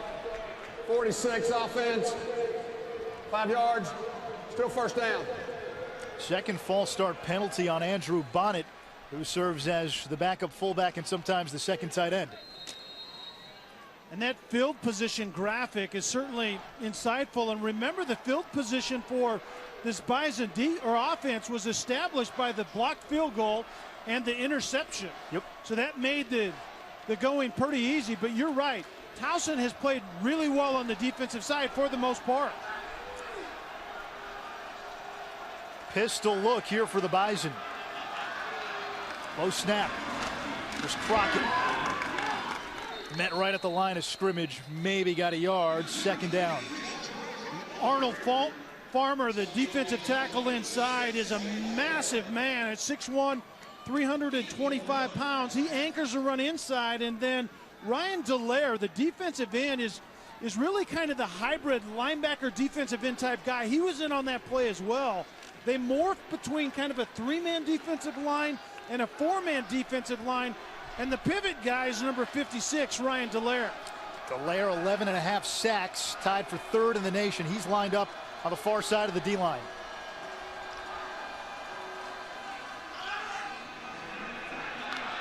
Jensen's got an open receiver, and that's caught by Vraw. A 19-yard pickup and a Bison first down. Vraw was matched up on Kelly Lee on that particular play. Very good catch at the end. And that's what Vraw does. Runs great routes, and he finishes with impeccable ball skills. Vraw, 1,000-yard receiver. He's got a touchdown catch in this game. Bonnet in motion. The give is to Crockett, dragging tacklers across midfield, and finally brought down into Towson territory. A 28-yard pickup for John Crockett, who's picking up right where he left off in the semifinal. And Telvin Clark, number 13, watch him jump outside right there. He jumps outside and takes on the fullback Grothman on the outside shoulder, and he gives up his gap. You can see right there, he should have taken the inside shoulder of that fullback and forced the running back Crockett outside. Crockett had 195 yards in the semifinal win against New Hampshire. That was a career high. Three-step drop, Jensen to the air, great throw, great catch by Vraw. Julian Kelly Lee on the coverage, and that was just a tremendous throw with the receiver and quarterback in sync. They've thrown a lot together, have Jensen and Vraw, and the back shoulder throw on Kelly Lee. Remember, Kelly Lee is getting his first start because Jordan Love was suspended for this game. Love is a Georgia transfer, a ton of speed. That's a tough assignment for Kelly Lee. Vraw, now the school's all-time single-season leader in receiving yards after that last catch.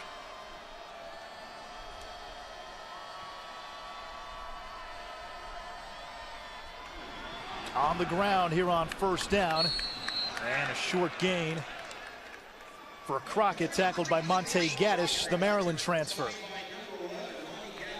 And Vraw in this game, 3 catches, 51 yards. Single season record holder for touchdown catches and receiving yards. Had a TD grab in that first half. And a very good all-around receiver, and certainly the go-to guy for Brock Jensen. 4.5 speed. He doesn't look like he runs fast. He's kind of spindly, but he gets downfield in a hurry. Play action. Jensen finds Ryan Smith, escapes one defender. Smith gets inside the 10-yard line, finally tackled by Gaddis. A 16-yard pickup. It's going to be first and goal. Well, head coach for Towson, Rob Ambrose, said we have to tackle well. You can see right there, he should be tackled for essentially no gain. The missed tackle turns into a lot of yards after the catch. Alexander DeSanzo, the sixth-year senior, whiffed on the initial pursuit.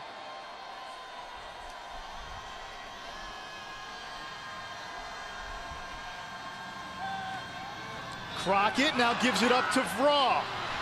On the reverse, Vraw gets right back to the line of scrimmage, 2nd down and goal. The fullback, Andrew Grothman, was outside, and he had to maintain a block out on the edge for a long time. If he just seals his guy outside, running back just walks into the end zone that particular play. It was actually Vraw on the reverse. Very well blocked, except for Grothman out on the edge.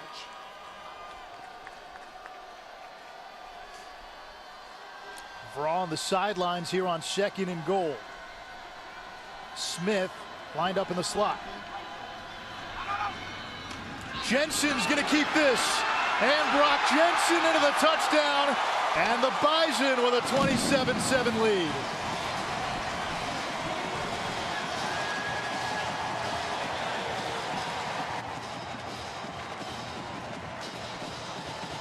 Brock Jensen doesn't run with it much, but when he does, he's quite sneaky. Dallaire actually has the quarterback on that quarterback zone read, and Dallaire just falls asleep. He works upfield, forgets about 16. Brock Jensen stepping up inside. Kind of a sneaky runner, and it's timely. They don't run him much, but when they do, it's usually very effective. Jensen ran for 3 rushing touchdowns in the title game last year. That was his 10th rushing touchdown of the season this year.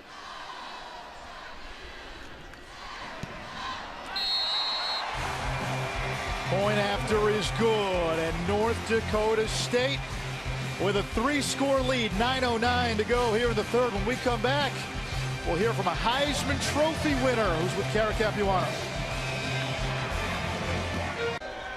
21 unanswered points by the Bison of North Dakota State, and they've got a 3-touchdown lead. We go down to the field in Cara Capuano. I'm with Heisman Trophy winner Tim Brown, the FCS ambassador for the championship game this year. What have you seen so far? It started closely contested, but the Bison have kind of run away a bit. Yeah, you know, this Bison team is unbelievable. You know, it's a close game for about a quarter and a half, and all of a sudden, a couple turnovers, and now we have, unfortunately, a blowout. But great football was played early in the game, no doubt about it. What have your roles this week included, Tim? You know, I had a chance to speak to both teams yesterday at the luncheon, and today I've been out hanging out with the fans and just doing a lot of fun stuff. But it's been a great experience for me. Been a Dallas boy, been, you know, a local kid. It's been great. I've got one more question for you, but let's throw it back up to Anish for the kickoff here. All right, thanks, Karen. We'll get you back down there. Kelly Stoff, right now, Tim Brown, a contemporary of yours when you played for the Seahawks, the Raiders. Back then, Seahawks and Raiders, that was the same division, the AFC West. We don't really need to mention any of that stuff. He tore us up. Kelly says Tim tore up his Seahawks. Cara? Kelly Stoffer, our analyst, said that you tore up the Seahawks back when you guys were division rivals. But really quickly, Tim, put into perspective, if the Bison hang on and win a 3rd straight national championship, how does that rate compared to other achievements? Well, you know, you have to rank it right up there. I mean, it's very difficult to do. You get new kids in every year, and for them to come back 3 years in a row and win a championship, it's unbelievable, really. Thanks for the time, Thank Tim. You. Appreciate you, Carl. Anish? Thank you, Cara. Tim Brown winning the Heisman at Notre Dame. Went on to a great pro career as well.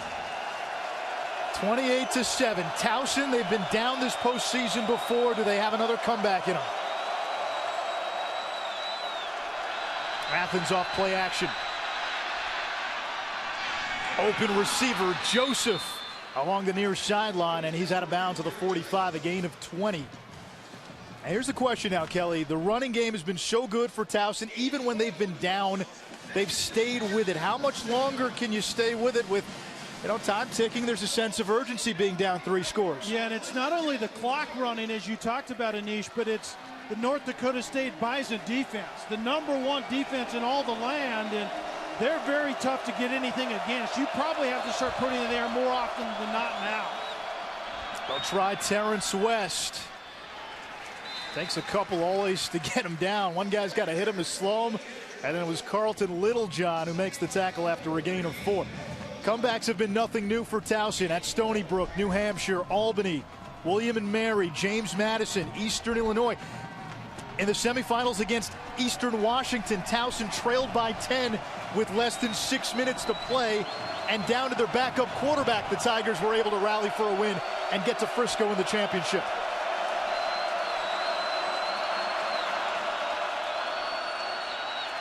West stopped at the 50, flag on the play.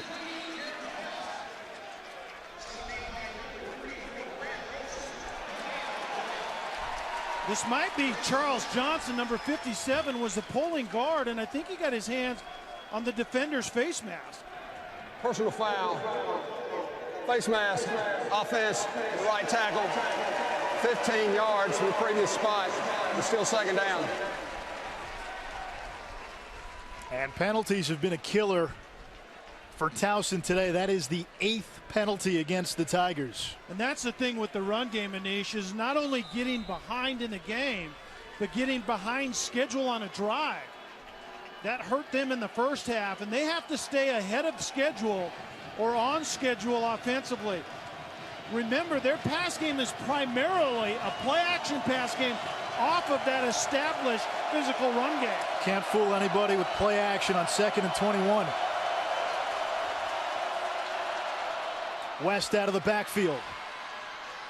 West dragging a couple of tacklers across the 40 to the 42-yard line. Give him 9, so 3rd down and about 12 to go for the Tigers.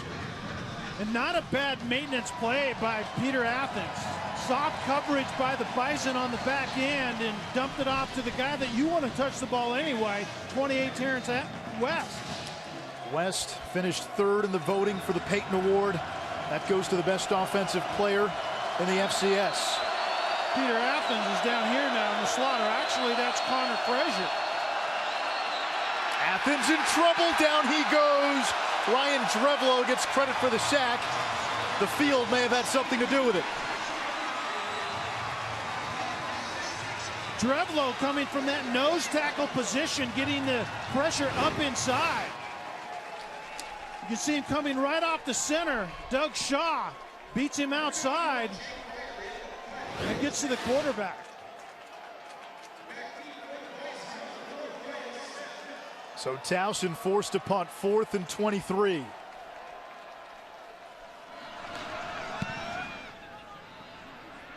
Fair catch call by Smith.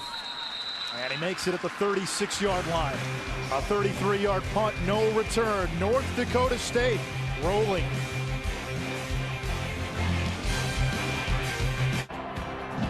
Little throwback. Here's McNorton. He's got a ton of room to the 20, down to the 10, to the 5. Touchdown. North Dakota State wins the Division I football championship. Jensen has it to the 10. He cuts it back. He will take it in.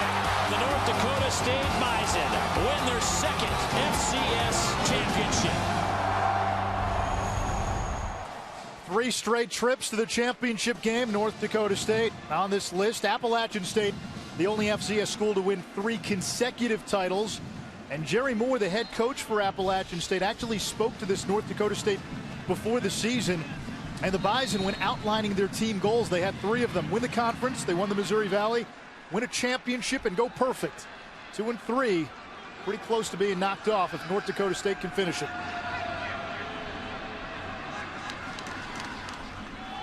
Sam O'Jury, first team all-conference running back, using the stiff arm. He gets free.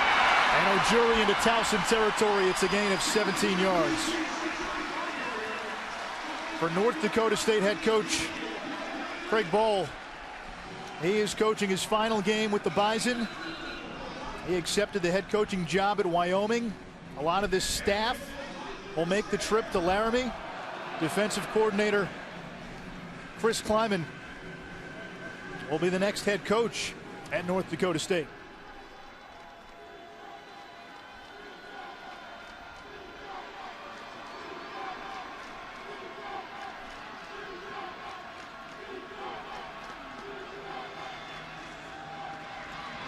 Back to Ojuri, breaks free, still on his feet.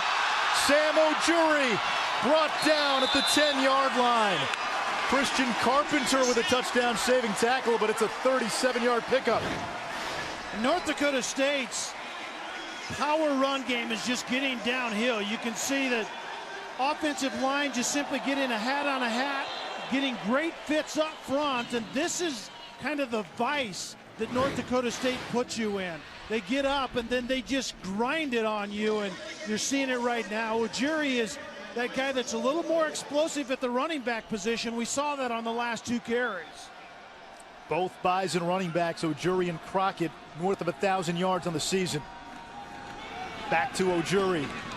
And that time he's tripped up right at the line of scrimmage. Telvin Clark, first team all-conference linebacker, makes the stop. And Gimestad, Tyler Gimestad, the right guard, pulled on that last play in what we call a G series. You have a fullback and then you have a guard, which stands for the G, getting up in that point of attack as well. And then you have the power game where you actually pull 2 offensive linemen and relocate to the opposite side of the line of scrimmage. And that's what North Dakota State is doing currently.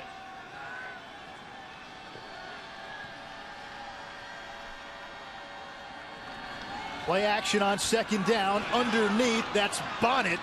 And he's met immediately by Ty Smith. So 3rd and goal coming up. No gain on the play.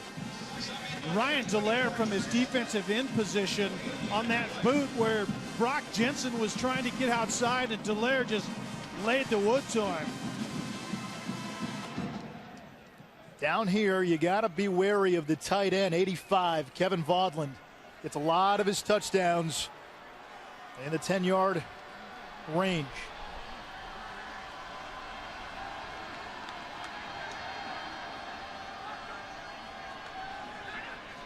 Jensen throws over the middle. That's caught by Smith. Smith stood up shy of the goal line. 4th down coming up for the Bison. North Dakota State's offensive line is already begging to stay on the field, and that's exactly what Craig Bohl is going to allow them to do. I think this is the opportunity Craig Bohl sees to somewhat put this game away, or certainly make it much more difficult for Towson to come back in this game today. On 4th down this season, North Dakota State 12 of 17. Ojuri the deep back.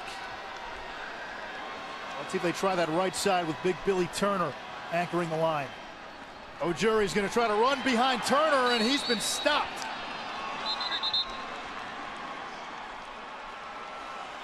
That's a big hold by this Towson defense. Number 22,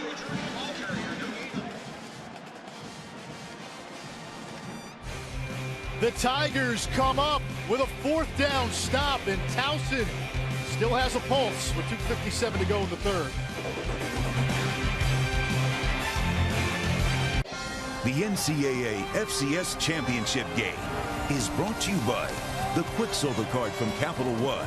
Earn 1.5% cash back on every purchase, and the all-new Mazda 3 with seamless connectivity.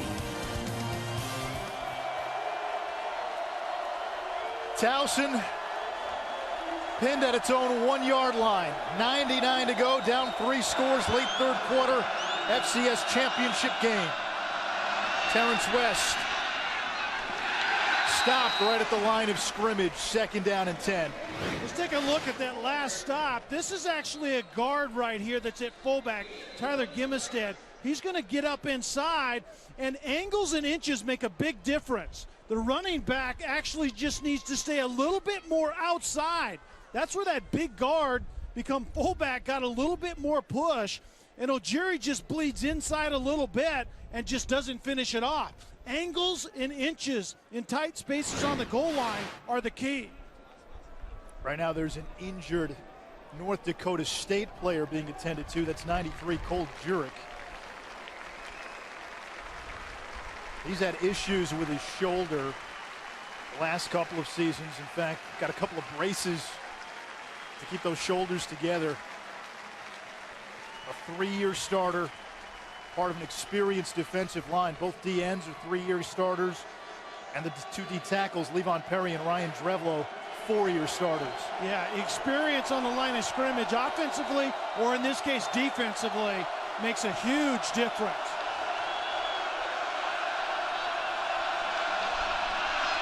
West spins away from trouble, and he lost a yard, so third down coming up.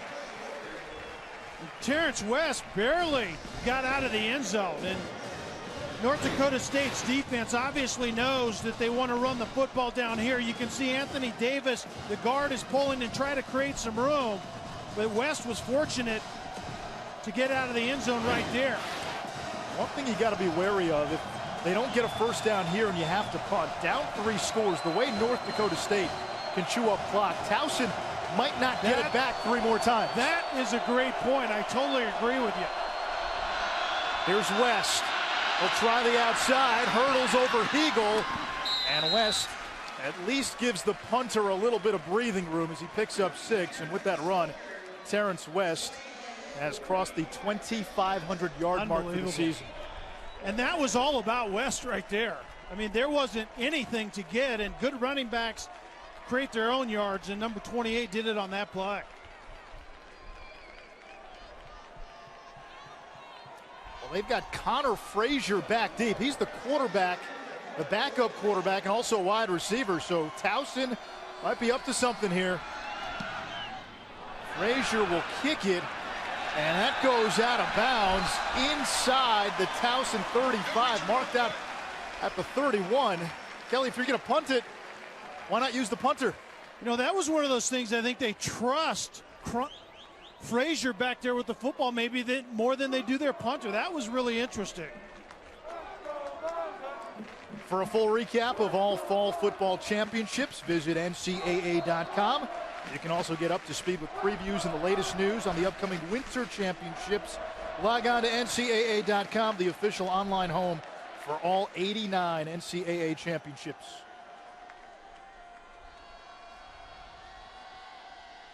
Play action. Jensen for Vraw, and it's too far, incomplete. Second down and 10. You get the sense North Dakota State looking for that final haymaker to end this.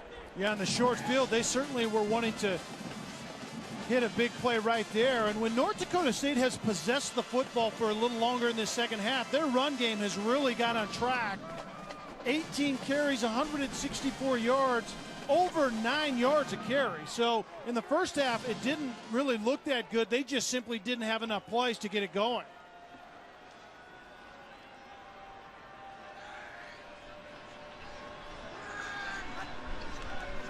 Here's Crockett, who's been averaging better than 10 yards a carry. And Crockett picks up just about 10. Will bring up first down. He got just enough for the first down. So Crockett moves the chains for North Dakota State and limps off gingerly after the run. And the guard, Zach Johnson, number 66, was pulling out in front of that play. And it's one thing to try to relocate offensive linemen. It's a far another matter for those offensive linemen to sort things out on the edge and square up. And this North Dakota State team is really, really efficient at doing just that.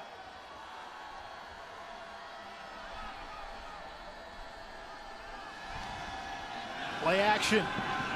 Here's Bonnet. Over one defender, and Bonnet is going to be marked a yard shy of the first down. A gain of 9 yards on the play. 2nd and 1, and that should be the final play of this third quarter. North Dakota State and Towson, at one point this was a 7-7 game. 21 unanswered for the Bison. North Dakota State 15 minutes away from a third straight title.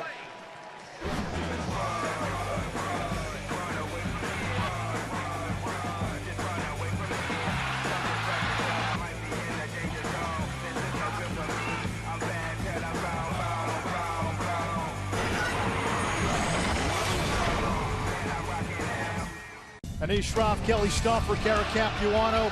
The game turned here.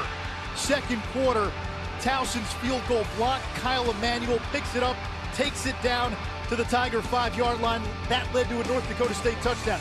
Then a C.J. Smith interception late in the first half led to another North Dakota State touchdown. Brock Jensen running it in, 21 unanswered points. And the Bison looking for more in the red zone as we start the fourth quarter.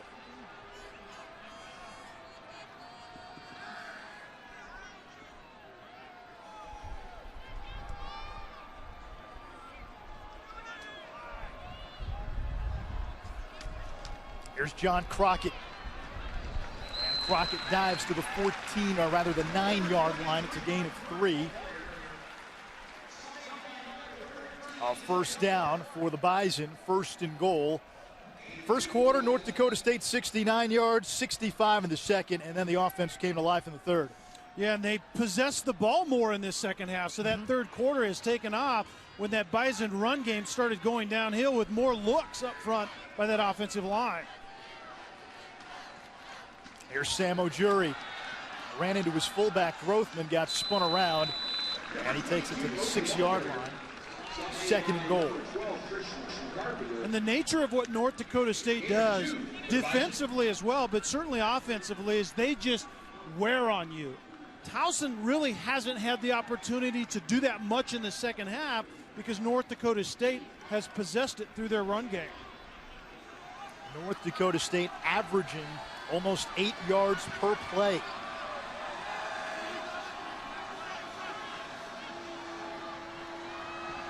Now the Bison leading the play clock a little bit.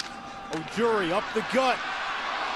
Falls backward to the 1-yard line. Third and goal coming up. And Anish, you talked about bleeding the play clock, and that's one of the things I noticed about Brock Jensen, even in the first half, is he gets that play clock a lot of times under 5 seconds. I mean, you talk about managing a game, which every quarterback needs to manage situational points and times in the game. Right now, the clock is your friend. You want to bleed it if you're North Dakota State as much as you can. O'Jury, the deep back, third and goal from the 1. And again, that play clock under 10 seconds. Jensen gives to O'Jury, and he's into the end zone.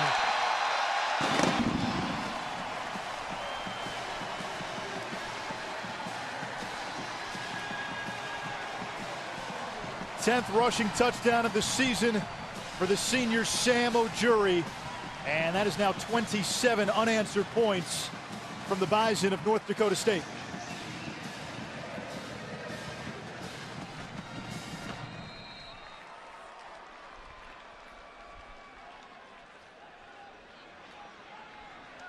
Adam Keller, who has 4 toes on his kicking foot, on for the point after.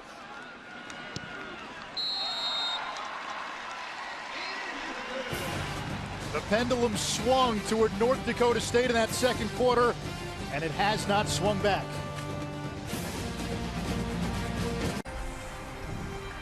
The North Dakota State Bison win their second FCS championship. And they do it in fine fashion, 39-13, and let the party begin.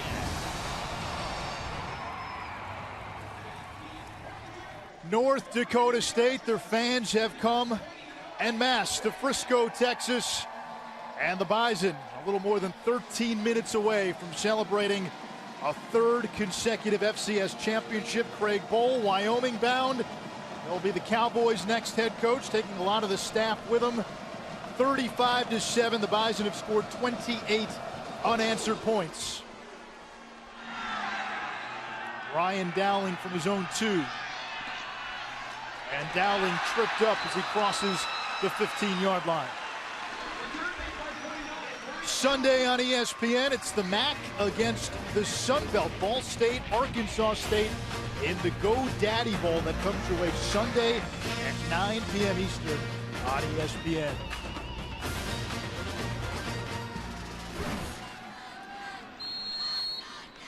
This could very well be Terrence West's final game for Towson. There's some talk he could turn pro after his junior season. West has set the FCS single-season record for rushing yards and total touchdowns.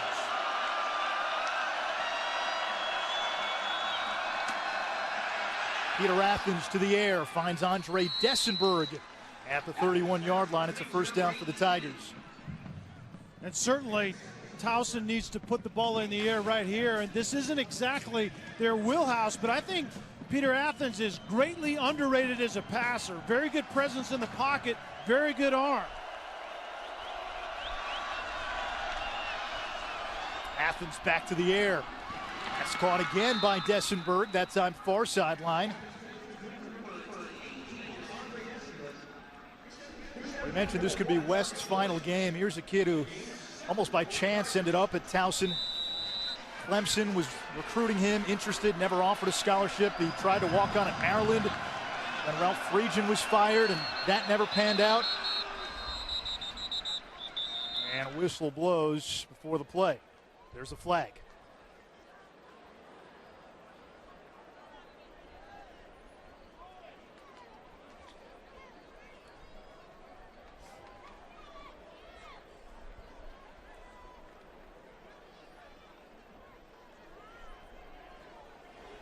Ball start. Offense number 2. 5 yards. Still second down. That's Derek Joseph. Going back to Terrence West. The Maryland situation didn't work out. He tried to walk on at Morgan State. Paperwork issue. So he was selling shoes for a while before finally walking on to Towson. And since he walked on to the Tigers, this program has taken off. Here's the blitz. Athens throws. Joseph hauls it in. Spun around by C.J. Smith. It's a gain of about 8.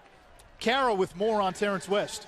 Guys, we asked Rob Ambrose about Terrence West, and he said the best part of this running back is that he comes from a really tough neighborhood in Baltimore.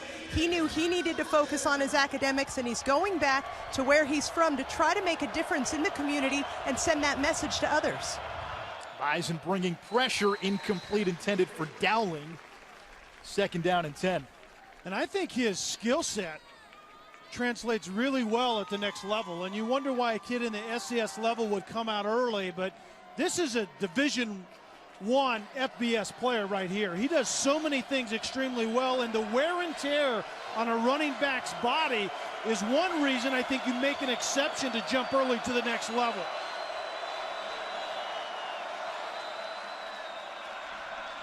Athens over the middle, threads that one in.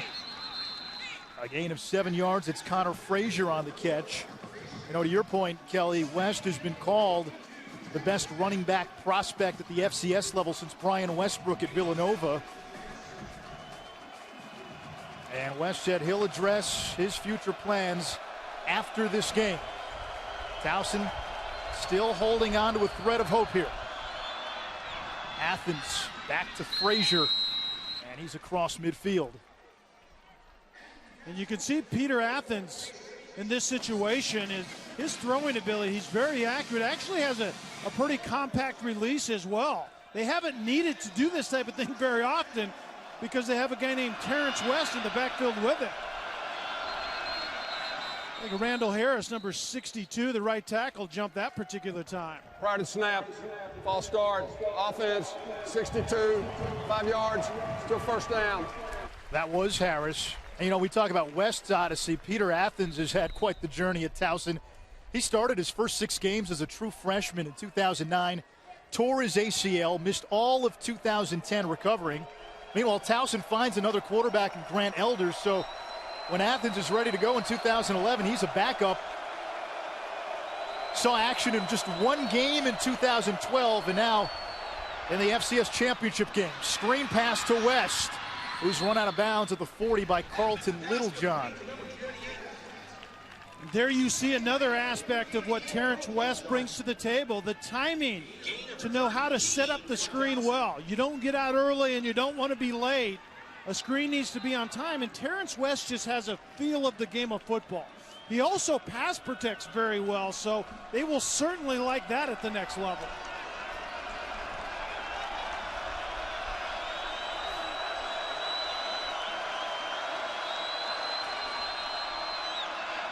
Athens to Dowling, and a nice grab by the UMass transfer. It's a 1st down for the Tigers. And not only a tremendous catch, but how about keeping a foot in bounds? That ball was quickly taken Dowling out of bounds. Watch a quick release by Athens here. Boom, that ball is gone with some smoke on it. The awareness by Dallin at the other end to get 1 foot down.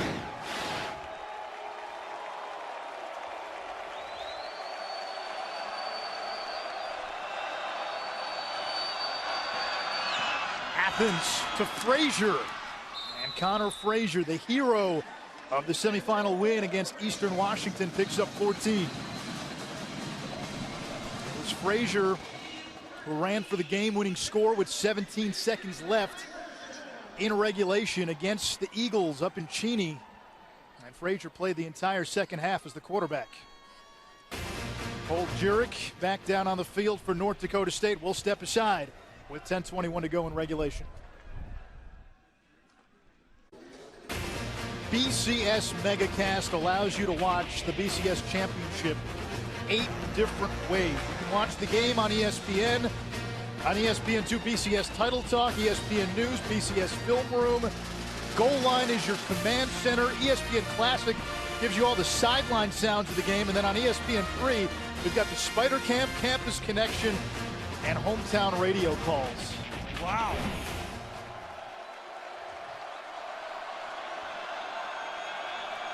Tenth play of the drive for Towson, which hasn't scored since the final play of the first quarter. That's floated up. It's caught by Brian Shepard, but he was out of bounds, so it's second down and 10. So no interception. And North Dakota State is bringing heat, not only because they know Towson has to throw the football, but particularly on the drive and they get into the red zone here, the pressure certainly increases on the quarterback. This Bison defense, second nationally in total defense.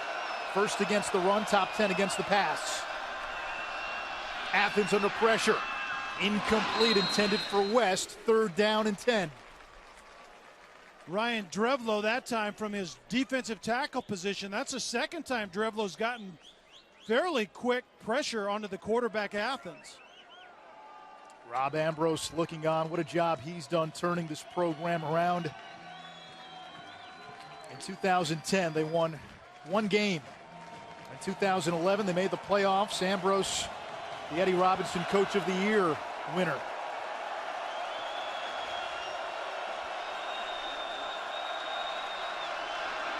Here's the pressure. Athens. That's caught by Frazier somehow. And he's finally brought down by Brendan Pierre. A gain of 7. How about Connor Frazier?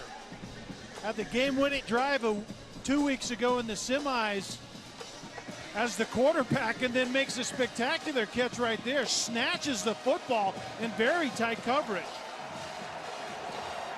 Easy call here on 4th and 2 to go for it. Here's the blitz. Athens for the end zone. Incomplete. Frazier was the intended target. The Bison get it back with 9:22 to go. Their fans can sense it.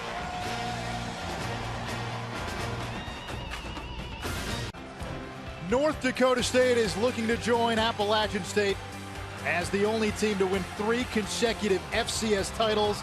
App State did it from 2005 to 2007. In 06, Kevin Richardson was the MVP. 07, Armonte Edwards threw for 3 scores.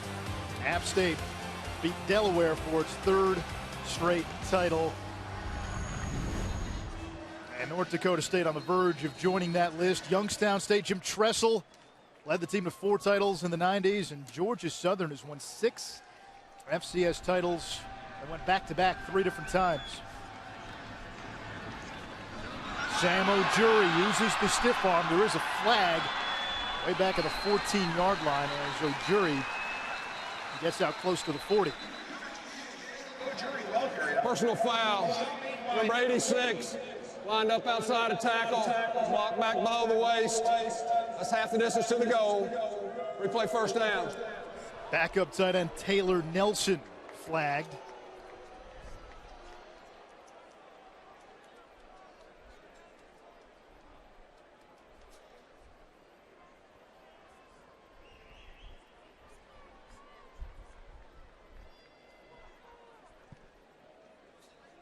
Brock Jensen and North Dakota State on the verge. Craig Bohl looking on, I'm sure, He's trying not to think about it. These are his final minutes as the head coach of the Bison. He's been more than just the head coach. He's become really a popular figure in that Fargo community, and some of the fan base has rallied around for the past decade plus.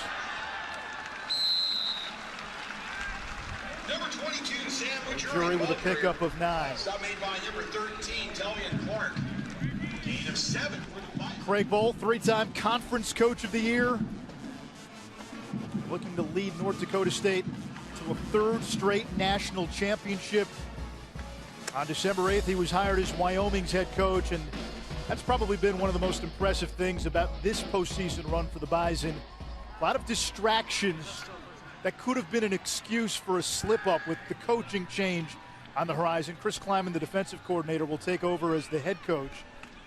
But this team's focus has been laser sharp, and their postseason run has been nothing short of dominant.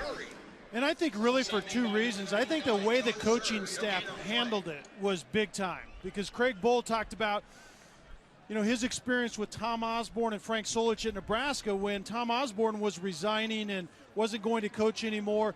It was a smooth transition to Frank Solich. That was kind of his template for the way he wanted to do things, and passing the baton to Chris Kleiman, and it worked extremely well. But also 24 seniors really set the tone for the way this thing was going to go down the stretch.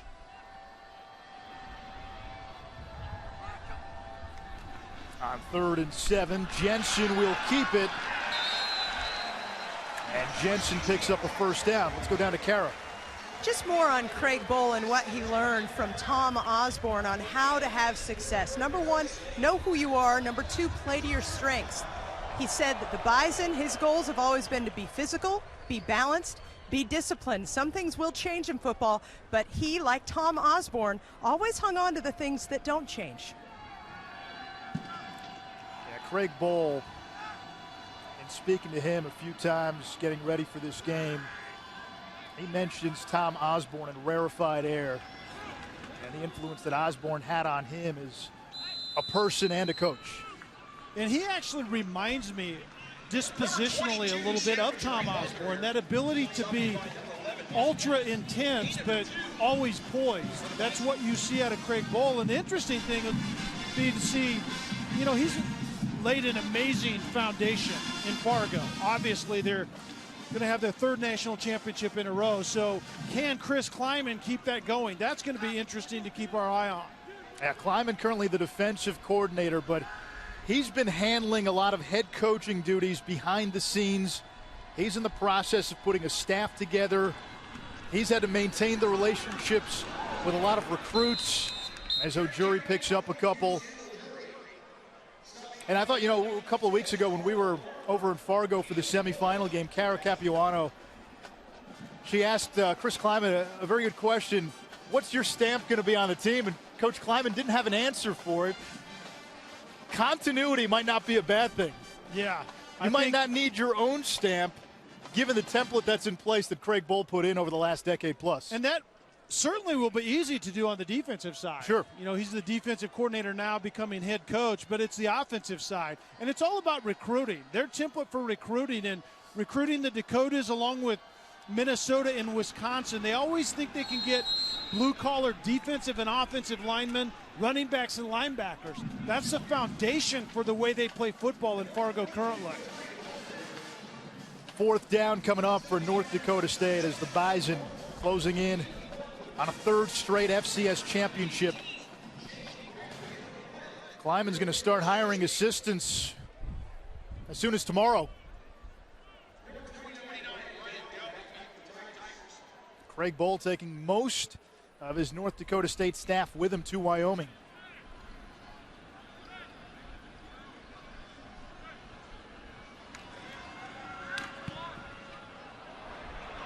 Good punt by LeCompte.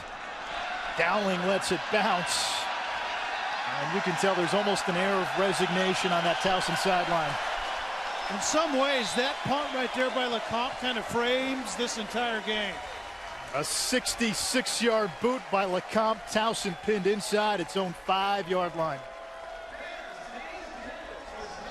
The NCAA FCS Championship game is presented by Northwestern Mutual, proud to be an official corporate partner of the NCAA, and in part by DiGiorno. It's not delivery, it's DiGiorno. We take a look at today's Reese's Perfect Play, and this was the turning point in the game. A 7-7 game, Towson going for the lead, a blocked field goal.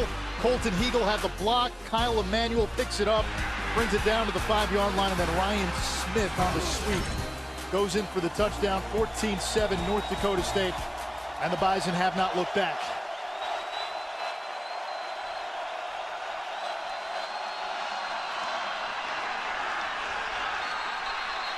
On the ground to Terrence West. He gets 3 on forward progress.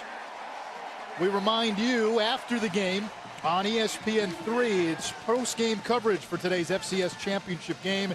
The trophy presentation plus interviews with the winning coach and the key players. You can watch it all on ESPN3 following the game. It's presented by Capital One.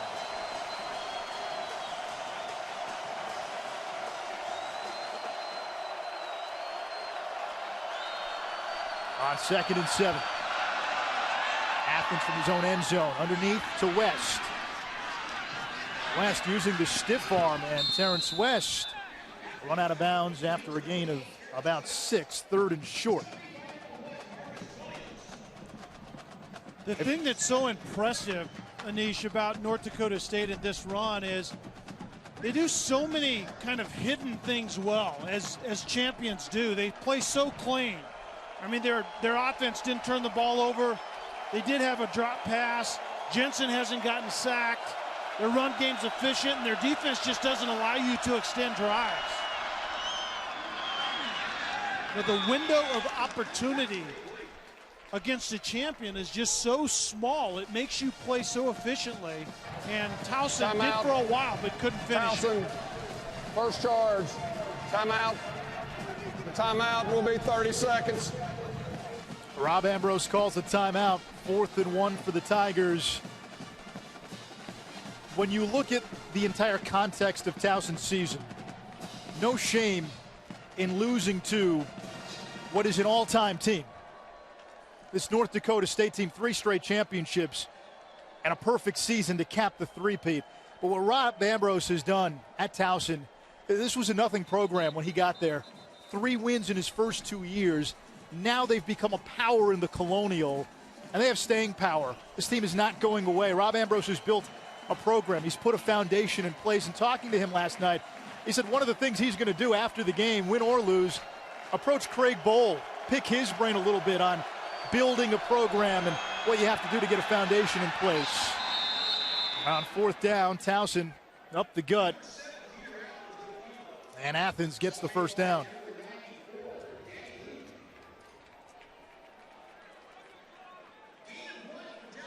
Towson set a school record with 13 wins this season. Opened the year with a win against UConn, first ever win against an FBS school. And Terrence West has had an all-time season as Derek Joseph picks up 5. Now, one of the nuggets that I heard this week in preparing for this game came from Craig Bowles about Rob Ambrose, and he said, you know what? I knew I would like him before I ever met him because of the way his team plays. And the way his team plays is repeatable.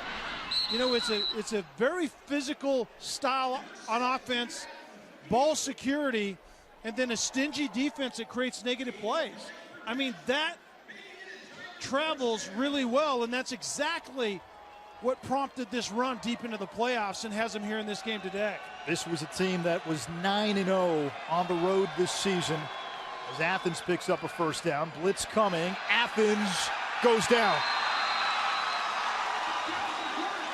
Levon Perry with this sack. Perry had a fumble return for a touchdown in the semifinal win against New Hampshire. We talked about North Dakota State's defense comes in as the best defense at the FCS level. They don't allow you to run the football. North Dakota State. Towson needed to run it and couldn't run it effectively. Charge timeout.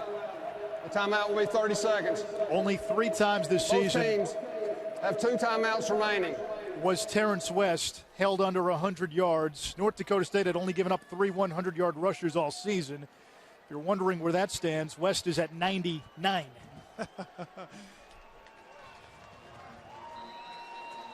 ACC basketball next here on ESPN2, Virginia and Florida State. All the post-game festivities can be seen on ESPN3. Grant Olson into the game, and yes, a victory bath for Craig Bohl.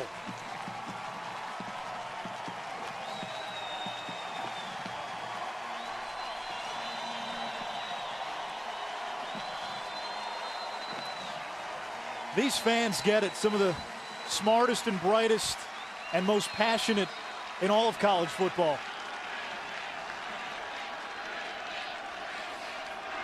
As chance of three-peat start cascading from the stands. Dessenberg takes it across the 30-yard line.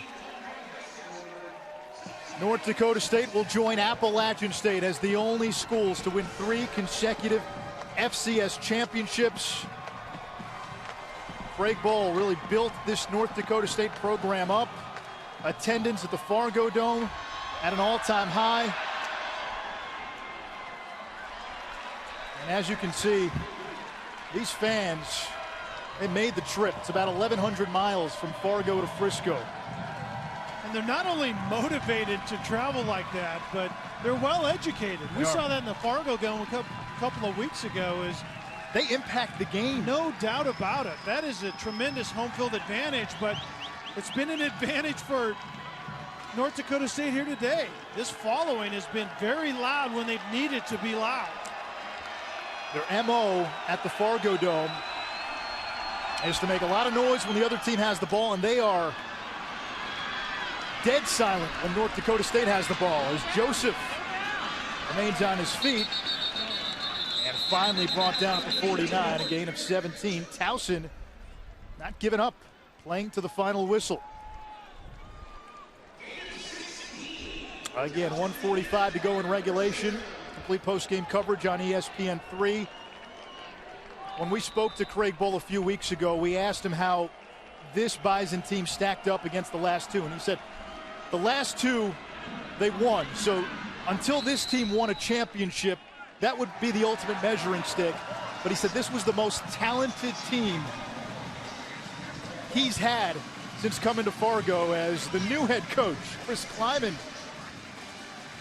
gets, I guess, what would be an introductory victory shower. He hopes he's getting that next year about this time. Here's Terrence West. And he's brought down from his ankles, a gain of 5. Towson has actually outgained in North Dakota State for what it's worth, but a couple of key plays, a block kick, and an interception late in the first half swung this game. The Tigers, this will be their 74th play. The Bison have run just 48. Here's Frazier. He's to the 30, a gain of 7. Kelly, this North Dakota State team, we're talking an all-time team at the FCS level. Without a doubt about it, and that's the challenge for Kleiman. It's that 3 national championships in a row, but then you lose essentially the entire coaching staff. You retain 1 coach, but you also lose the 24 seniors that have been the core of the run that you're just finishing right here this afternoon. To give you an idea how dominant this Bison team has been in this postseason, if the final score holds as it is right now, this would be the closest game North Dakota State has played in these FCS playoffs.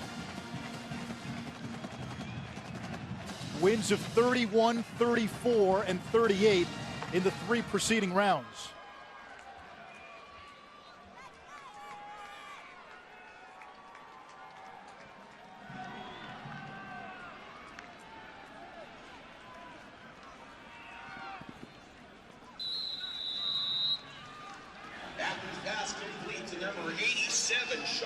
First career catch, or first catch of the season, and also the first career catch for Sean Mooney, getting to start at tight end for the suspended James Zobo.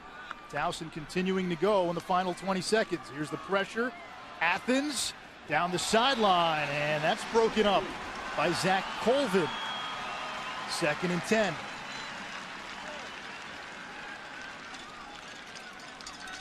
A lot of emotions on that Bison sideline, starting to bubble.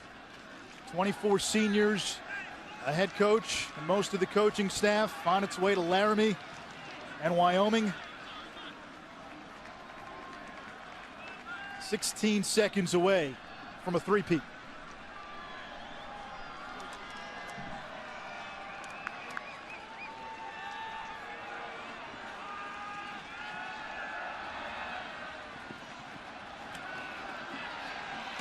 West spins away. He's still fighting. And driven out at the 20-yard line. Brock Jensen, the winningest quarterback in FCS history. He'll punctuate his career with a 3rd straight national championship. 6 seconds left.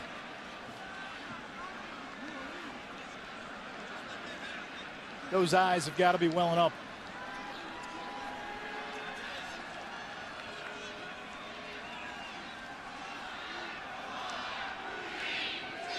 Athens to the air, and time runs out. North Dakota State has won its 3rd straight FCS championship.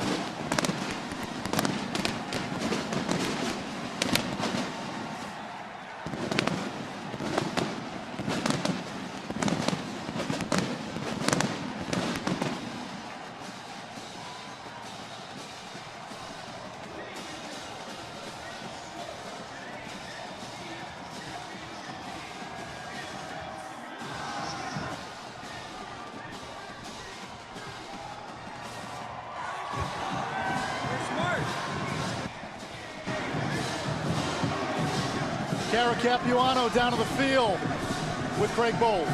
3rd straight national championship for North Dakota State. How does this one compare to the other two, Coach Bowl? Well, they're all very special. This one was harder. You know, going against doing something 3 times. I can't say enough for our football team. Resolve and focus, along with that with our coaching staff. Also want to give a shout out to Coach Moore. Thank you, Jerry. You said that his message was achieve this as a team, and your seniors were possessed with perfection. They met every goal. How did that galvanized group do it? Well, it's hard to do, and you know, you can strive for perfection. You're not going to get it, but along the way, you're going to catch excellence. Your parents were here to watch you win this 3rd straight national championship, the support of Bison Nation. How did all of them, including your folks, propel this? Well, you know what? We have a tremendous school, a great institution. We got the best fans in America, bar none. Thanks, Coach. Thanks a lot. Anish? A team for the ages, a season for all time. North Dakota State caps a perfect season with a 3rd straight FCS championship.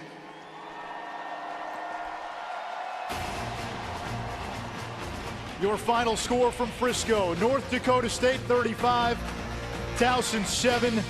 The Bison champions again. What a last hurrah for the 24 seniors, Craig Bowl and his coaching staff that's headed to Wyoming. Trophy presentation on ESPN3. Now we send you to the studio. Steve Weissman and Andy Katz standing by.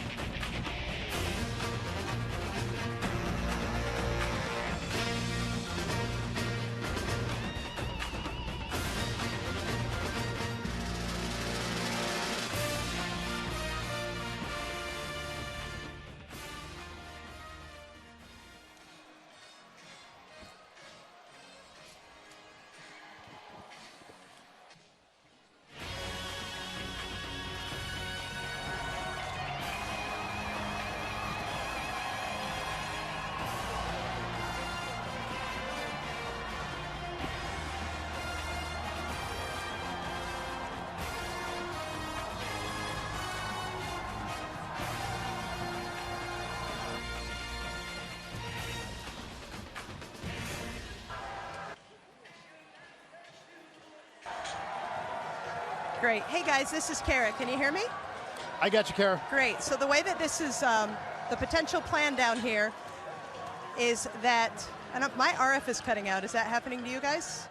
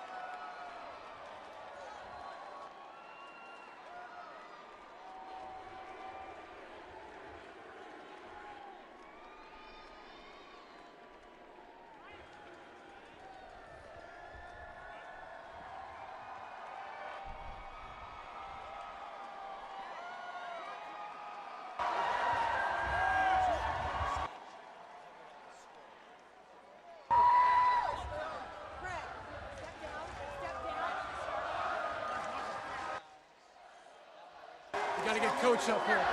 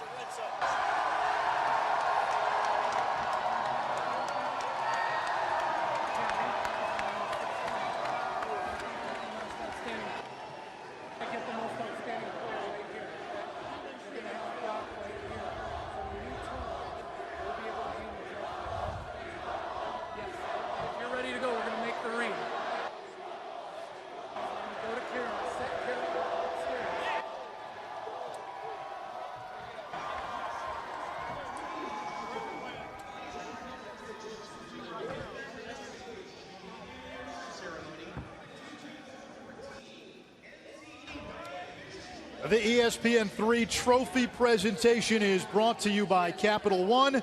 We turn it over to the public address announcer at Toyota Stadium.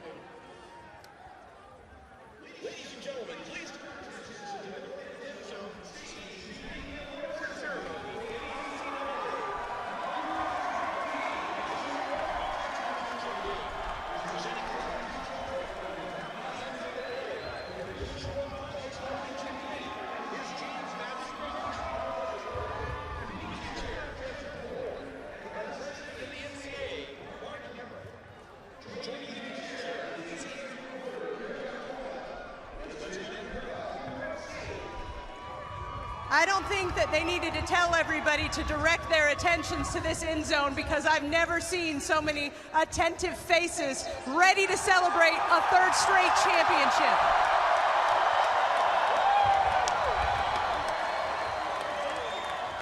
As Chris already mentioned, we have NCAA President Mark Emmert here, as well Jeff Bourne, who's the committee chair for the NCAA Division I Football Championship. And we're going to let him present the trophy to North Dakota State head coach Craig Bohl.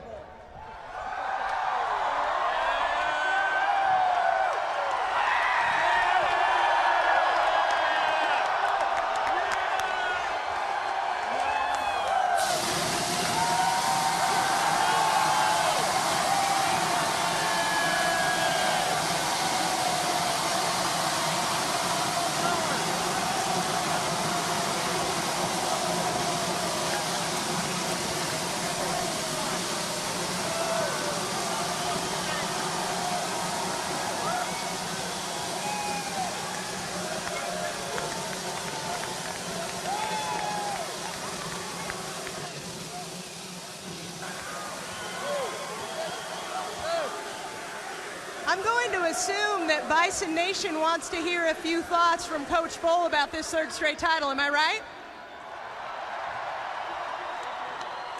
Coach, how does this one compare to the others that have been won by this team in now 3 consecutive years? Well, every year is special, and the feats of not only the current football players, but all in the past have been special. But what this group has done is truly remarkable. They were possessed with perfection, and they were chasing excellence, and today, you know what? We got it. Three-peat.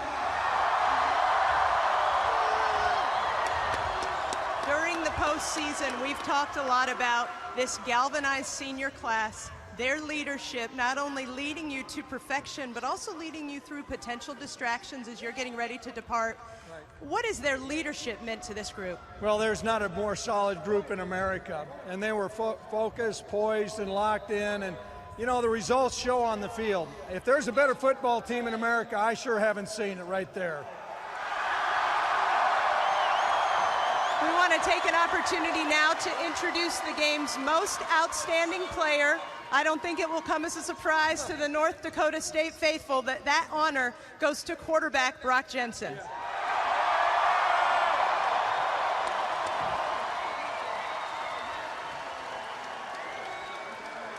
Jeff Bourne presenting the Most Outstanding Player trophy to the quarterback. once again, shining on this big stage. Brock, I know I saw you getting a little bit emotional with teammates there. Culminating your career this way, what's that like? Man, I just want to first say, how about that Bison defense, though? Woo! Damn.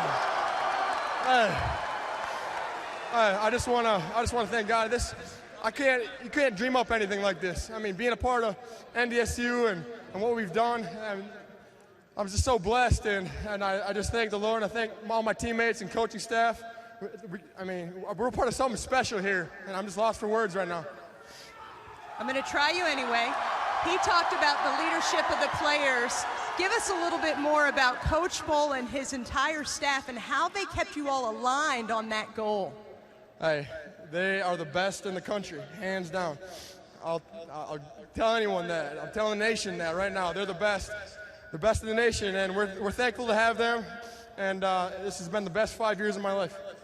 I work in the Southeastern Conference primarily, and I would say there's another best in the nation right here in Frisco, Texas, and it's this fan base. What do you have to say to them, Brock?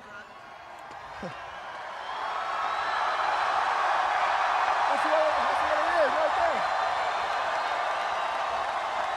That's exactly what it is. Hey, right there.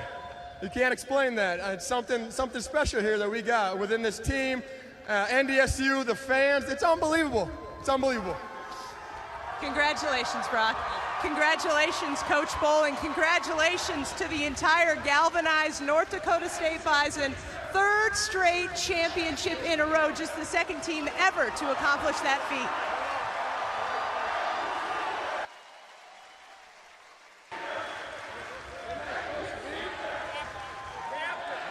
Now we want to have everybody draw their attention, please, to the video boards. We actually have some special messaging for Craig Bull from his players. You'll want to listen.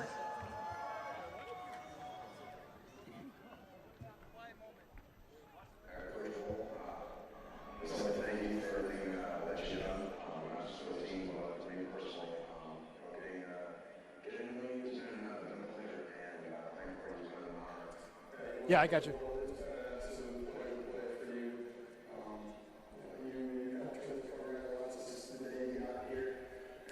For Kara Capuano and Kelly Stauffer and Anish Shroff, we want to thank you for watching the NCAA FCS Championship Trophy ceremony presented by Capital One. Congratulations again to the North Dakota State Bison, the second team ever to win 3 consecutive FCS championships, joining Appalachian State.